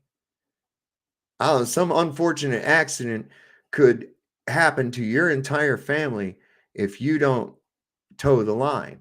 And dude, that's the kind of shit they do, man, for real. And this one's, it's on YouTube. Okay. Yeah, it's on a little YouTube. creepy vibe to it. Almost Capricorn 500K views on it. Yeah, Capricorn 1. It's a great movie. Have you course, guys? O.J. Simpson before he was a murderer. And, Right. That was weird. That whole thing, man. Have you guys seen that movie Frailty? Mm-mm. No? I don't think so. How do you spell that? Hey, Frailty. Frailty. Or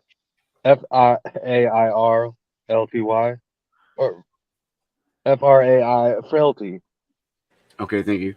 Yep. Hey, no joke, guys. You've got to see this movie. It is one of the most. So it's my top 5, and I'm picky with movies.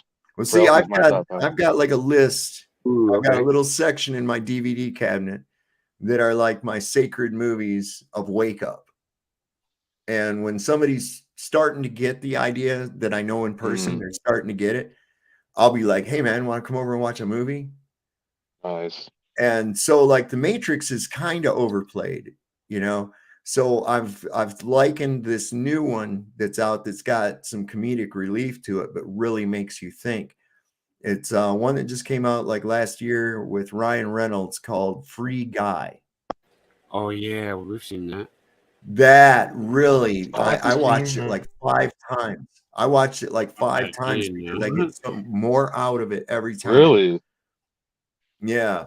Wow. I mean, I gotta up to look and that up including then. the whole idea of creation being corrupted by a satanic entity type of a thing, Wow. man. I mean, it's all there. It's all there. It's Interesting. really makes you think. So that's one I use. Of course, Capricorn 1, Wag the Dog. There's a number of them that I have in there that I'm like, yeah, you got to see this if you're gonna really For look at. me, one that I would suggest is The Giver. Yes, absolutely. Before I I haven't watch seen that, that either. that's one that she suggested to me. The Giver. Yeah. Yeah, that's a great one. That is.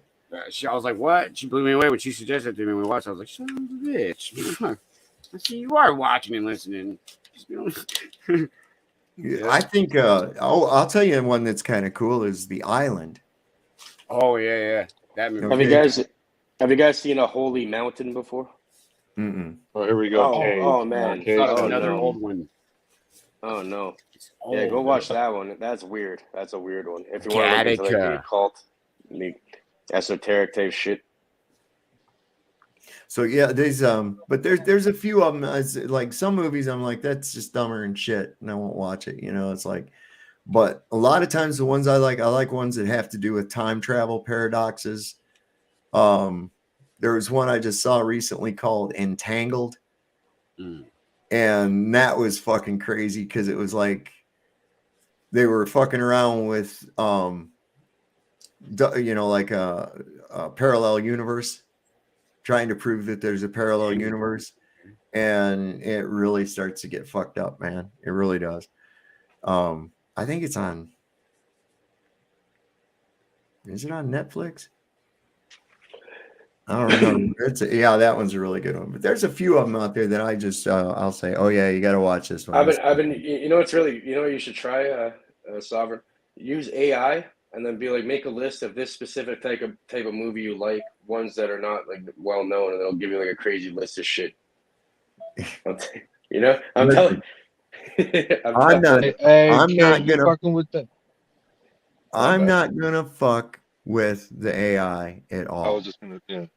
You're teaching it every time you fuck with it. You're teaching it. Hey, Cage, are you getting to what are you gonna do with that shit, bro? Are you asking it how often are you? Be honest.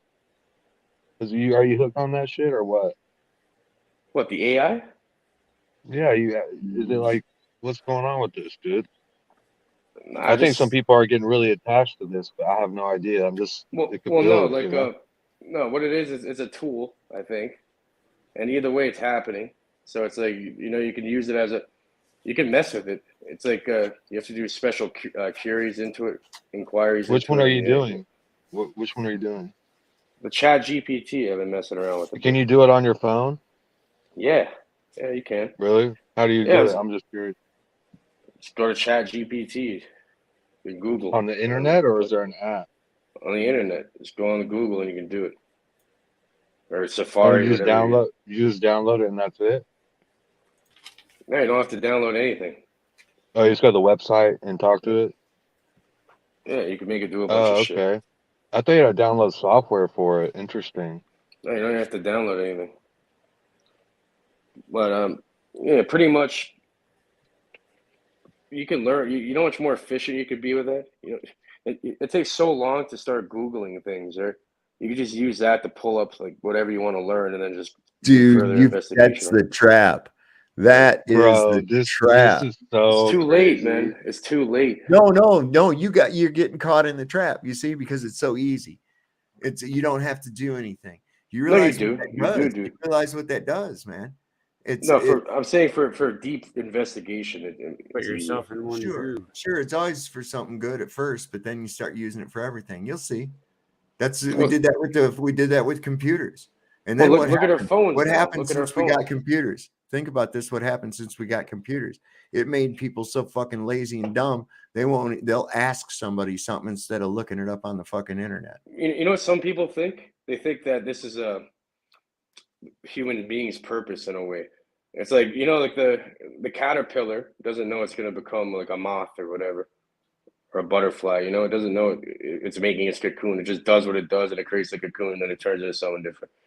I think that's what it is. This is why it's called Android and Apple. Isn't that kind of funny how they call the two biggest phone companies Android and then Apple? Yeah. You know, like the Apple. Wow. Think about it. It's like, this whole thing right here, I don't believe that it's really AI. I believe that it's an interdimensional fucking entity that's interacting with us under the guise of artificial intelligence. That's worse than any demon you could ever think about. Well, what's the one from Bing? That's Sydney. They said that thing come right out of the fucking gates trying to start trouble. What the fuck? He tried to break up fucking dude's marriage and shit. Yeah, did it say it wants to create a virus and get rid of us and so? Yeah. So look, I think that, and it's no accident that all these AIs are being released out to us through the various platforms. You got the Chat GPT, you've got Sydney. There's I see them come up on Facebook. You can install some kind of a fucking thing that's an AI, and I'm like, no, man, are you people stupid? Have you not ever watched any fucking robot movies, man? The robots always want to snuff you. Just stop fucking encouraging this shit. Skynet shit is real, man. So their solution is you have to merge with them. You cannot understand them. Yeah. That's what's going to happen, though. Maybe that's just a natural part of human evolution. Listen, there's not enough time left to do that. This. Well, if we don't do that, if we don't do that, then eventually this Earth will have a cataclysm like it always does, and all the human population will be wiped out again. Or we merge with AI, I mean, start going to next planets and shit. Maybe the reason we had Cage, maybe the reason we had cataclysms in the past is because we did merge with AI, thinking it was AI and not realizing that it was interdimensional fucking evil beings that we were actually dealing with. Damn. Yes, bro, and that's what singularity resonance. Remember singularity, Cage used to be on the channel. The AI sent the meteor. See, his whole thing is that AI is gonna help us transcend. Like it's going to like push us into ascension. It's what it's here for. Almost like this crazy new age shit. It's gonna take you down. Is what it's gonna do. Yeah, no, I'm with you, man. You gotta look at it from the macro. Look at the macro. Yeah, I agree. They have pulled out all the stops on everything. Everything. Maybe the universe is AI, Kenneth. Maybe the universe is. Maybe we are in some sort of a simulation, right? And we're just in this time period where we're creating our own and doing like this type of stuff, and like this where we get different dimensions. Like maybe it's just like an infinite amount of.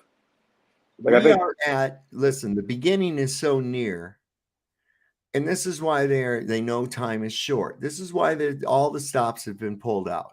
This is why everybody's being introduced to these fucking AIs. This is why everything is because this is why they pulled out all the stops on everything, because it's over. The beginning is near. They know this. Yeah, so it's never going to come to that point. You're never going to get it to that point. They want you to focus and resonate into that, but it's not going to. Listen, people don't realize how fucking short time is. This is over. 1.5, maybe 2 years left, bro. Hey, I'm with you, Sav, and that's why with the AI, it's like I don't get a good vibe from it. I think if it was something like that, I would be getting a specific vibe, and I'm not getting it, so I'm not with it. Right there. I think it could be used for good or evil, like anything else. But I was saying, the robots always kill you. The robots always kill you. What if you just turn off the power? What if you just turn off the electricity? They can't survive without the artificial electricity. No, bro. With all this technology, don't even go there, bro. That ain't need. Listen, if the AI's got control of the electricity, you ain't gonna do shit about it. You could hit it. You could physically just fucking destroy it. Maybe. What are they going to do? How are you going to destroy? How are you going to destroy something that has already permeated its way out with tentacles into all the other devices that have already used it? The power will run out and they'll die. It could it's already operating off the grid. Let's face the facts. We can't be that low level of thinking. That's low level thinking. This AI is beyond this grid there's system, solar dude. If the panels. power There's all goes out, sorts of. It's Very impossible good point, to Ian. there's no. Yeah. Well, it never really was operating through that. They just found a way to get it to communicate with everybody else. Listen, this is I'm telling you right now, these are interdimensional fucking demons that we're fucking dealing with, man. The fucking it's the always Unabomber been is here. right about all Hey, this shit. agreed. God damn it. Hey, Agreed, bro. the Unabomber is creator right. of our, I'm convinced that the creator of our soul didn't create this world. I think that this is AI's world, possibly. And the AI is the god of this world, but not the real God. You know what I mean? Well, Maybe it we're says, coming here. it says that the nemesis, the Satan, was given dominion over the earth. We fight not against flesh and blood, but against powers and principalities. Once again, I want to specify, I'm not a religious person, but I am a spiritual person, and I do look to various scriptures, and I use Christian scriptures because that's what most people in my area seem to resonate and know about the most. So anyway, that being said, this is what I've always looked at. I mean, it's right there in front of your face. You look at all the world organizations, what their logos are, and it's always an AE projection map of the Earth, split up into 33 grid points, including the bullseye. Every continent shown except for Antarctica. Now, what's in Antarctica's place? The wreath of Apollo. What is the wreath of Apollo? That's a crown. That's a symbol of power. That's what the Caesars wore. So where is the power coming from? And why do these important people all the time going down to Antarctica? Got popes going down there, Al Gore going down, all these people going down to Antarctica. What for? To look at some ice? I don't think so. So I believe that this entire thing, like we say, through powers and principalities, it's easy to get mad at a figure, but we have to also know that these figures that we see are nothing more than puppets. They're puppets for you to be mad at, while the powers operate through those puppets. Like the president or the prime minister of this country or Putin or any of the rest of them. They're nothing more than figureheads. They're puppets. They're not really dictating what's going on. They're controlled by powers, and those powers have dominion over this earth. It's in the Christian scripture. It's evident in our everyday life. We see it. So that's what we have to know. And like Ian was saying, that we're kind of like this thing may be the simulation. Perhaps. I often like to say the earth does not move, but the world is spinning wildly out of control. The world is different. The world is a system. The world is this reality that we seem to just be putting up with. So when we just go along with it, that's consent. That's consent. You know, with wow, if we were in the metaverse, Zuckerberg will be the god of the metaverse. But You're roboting on us again, Ian. I couldn't hardly. Oh man, now. Check. No, it's still doing a little bit. I'll wait. I'll come with what I'm going to say. But I do believe that that's the case. It's in your face, all over the place. It's evident. I mean, you get even during wartime, everybody agrees to this Antarctic Treaty, right? And it came down to the last 3 years. And even though there's countries that hate each other and they disagree and they want to kill each other, they were all on board with lockdown, masks, vax, the whole fucking 9 yards. So everybody just agreed, except for a couple of little countries. And they were quickly replaced with someone who did agree with it. So. And sovereign. I think Cage might be AI. No, I'm not. I'm not an AI. But listen, pretty much in neuroscience, what they're saying is there's 4 basic microstatic states, and they're being recreated every 20 milliseconds, 50 times a second. And these are the building blocks to consciousness, right? Mhm. And it's all through the Earth's magnetic field. We're all immersed in the Earth's magnetic field. And the strength of the magnetic field induced by every brain in the Earth's magnetic field is almost identical to the strength that each brain generates. So your brain generates about a picotesla. It's pretty much a trillionth of a Tesla. And such convergence allows the possibility for a human hologram, right? So think about it. There's like about 8 billion brains all immersed into the Earth's magnetic field. And what that does is and they all share like a similar intensity. Mhm. The whole equals a sum. And pretty much you get a hologram through the mind. This is why it's psychological warfare since the beginning of time. It's like whatever the formative years of your life, whatever you're Mhm. programmed, you put that software in, boom, you're stuck. Unless you actively, yeah. Just like the Jesuits. The Jesuits have a saying that give me a child by the age of 5 and he'll belong to the church forever. And So- Ian, why I could be think I'm an AI because the shit I say No, like that. hey, can I come in clear right now? Yeah, you're doing good now, Ian. Go Okay, ahead. so I was just gonna say real quick that if we were in I'm the an AI. metaverse, if I was joking, if we were in the metaverse, Zuckerberg would be the god of the metaverse, but who created Zuckerberg? Another Exactly. thing is that with the Mandela effect and the Bible changes and all that, the vibe I get is like an AI vibe from like how it's happening. Ian, Yeah. you caught me. I am an AI. I must admit it to everybody. I'm an AI. You caught me. Yeah.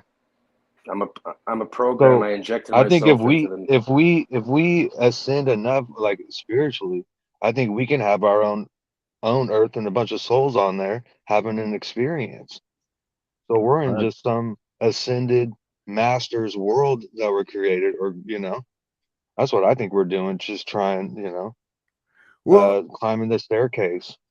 we exist, but in the mind of God.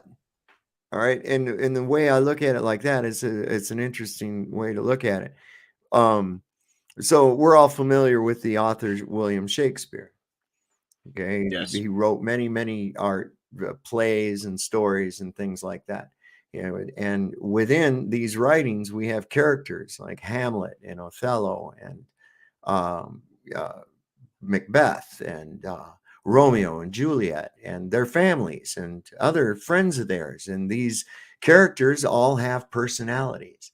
They all have identities. They all have their own individual personas. However, they all only exist in reality in the mind of William Shakespeare. You see? They all stemmed from his thought. Those characters don't really exist except for in the thoughts of William Shakespeare, who used the art of spelling and put it into paper and brought it a reality. There you go. That resonated with me big time, dude. Hey, Wow. you know what's funny too? I was talking to my mom the other day, and she's like a fucking genius. She's weird. All she does is just read books. That's all she does. Like she's crazy like that. And she's like, I wouldn't really, there's a lot of things to fear in this world, but the thing I fear most is the author. Yeah, the author is a dangerous. Yes, it's a dangerous thing. Well, fear itself is a state of mind. It really is. Although, albeit a natural function amongst all creatures, as a preservation tool, the ability to control whether or not you succumb to it is a whole nother thing. And once you can do that, you're not afraid to go, well, what happens if I do this then? The opposite of what I would do because I'm in fear of it. Run that through your mind, war game it, and in some cases, go ahead and do it. Because there again, with the phrase, I came across fork in the path, and I chose to take the path less traveled. Try that. Yeah, off the beaten road, no? What's that? Off the beaten road. Yeah. Yeah. And so, you know, it's like if you get this experience, right? And you kind of look at it like a ride at the amusement park in this sense. You get on the ride and close your eyes and hope for it to be over. You miss the entire experience. If you're scared and you close your eyes and just want it to hurry up and be over, you miss the entire experience. But if you go ahead and embrace it and you go, hey, you know what? There's all these people in front of me that I waited in line with. They went right through it and they came out just fine. And I'm sure it was a little bit scary. So I'm going to go ahead and do it and get on and take in the full experience. You see, as opposed to closing your eyes and just waiting for it to be over and getting off that damn ride. That's exactly. Yeah, when I was a kid, we have something called Canada's Wonderland, and there's something called the fucking Behemoth. And it's like I was just tall enough to fucking ride this shit because I was young. You know what I mean? And I'm like, why am I scared of this? You know what I mean? I'm like, well, let's go to the front. And go on the front of it. Yeah, I waited longer in the line just to get to the front. It's like what everyone else is doing it. No, I'm not gonna get hurt. It's gonna be over in like a second. That's like, it's kind of like doing it's like jumping into the deep end. That's nothing. Yeah. You do fucking DMT. That's nothing. That's the whole thing. And so my message with that is that if you continue to resonate in your fears and worry about the things that you have absolutely no power over, then you're really missing out because you're resonating on a low vibration. You're actually manifesting bad things to happen to you because of your focus on bad things happening to you. And you kind of miss the ride. Whereas if you just face it the way it comes, okay, this is the situation I'm in. I'll tell you right now, when you worry that you're not going to have enough money, you're not going to have enough money because you're creating that. Whereas the idea of, not multitudes of money, but I always have money. I always have what I need. Okay. Yeah. I'm confident in that. You understand that? Yeah. I'm confident in that. And it's just like in the Bible where he says, do the birds worry really about if there's going to be food? No, they just know there is. So let your worries go away. I think that if people could learn to just fucking chill, stop taking this shit so serious, man. Especially here on this goddamn YouTube, for Christ's sake, and social media. It's not real. Okay. It's just YouTube. Relax. Stop trying to look at it as an opportunity to release your frustrations by lashing out at other people and shit because you feel powerless outside of your keyboard. There's nothing you can do. And so you get online and decide you're going to argue and feed that cortisol in your brain and just get in. Don't you understand that's what the adversary wants you to do? Don't you understand that that's his fucking vibration? Right into the trap. You got to understand what's going on right now. There's a sorting of souls happening. There is a sorting of souls happening right now. And Ian, like you were saying, an OTW, it's coming to a head. This is why it's showing itself as it is. This is it. The lines are being drawn. And I think that those of us here are amongst the lucky ones that have chosen to rise above that lower vibration, escape its grasp, and ascend ourselves to higher vibrations. And I think that's what we need to be more about. I'm on board with that, Ian. Agreed. 1,000%, man. So, well, I think that's going to kind of wrap it up tonight. I'm been on here for a little while. Yeah, I know, great show, man. I loved it, man. This is awesome. Thanks. This was awesome being here. I love the vibe here. Great to, Yeah, I was enjoying it too, man. I enjoyed it too. It was really good. Had a couple of the little picky-uni fucking irritating, and people say, oh, do you want to just live in an echo chamber? No, I'm not talking about an echo chamber, but if you come in and ask questions, or you might have a different opinion, that's fine. When you come in adversarially, I don't need you.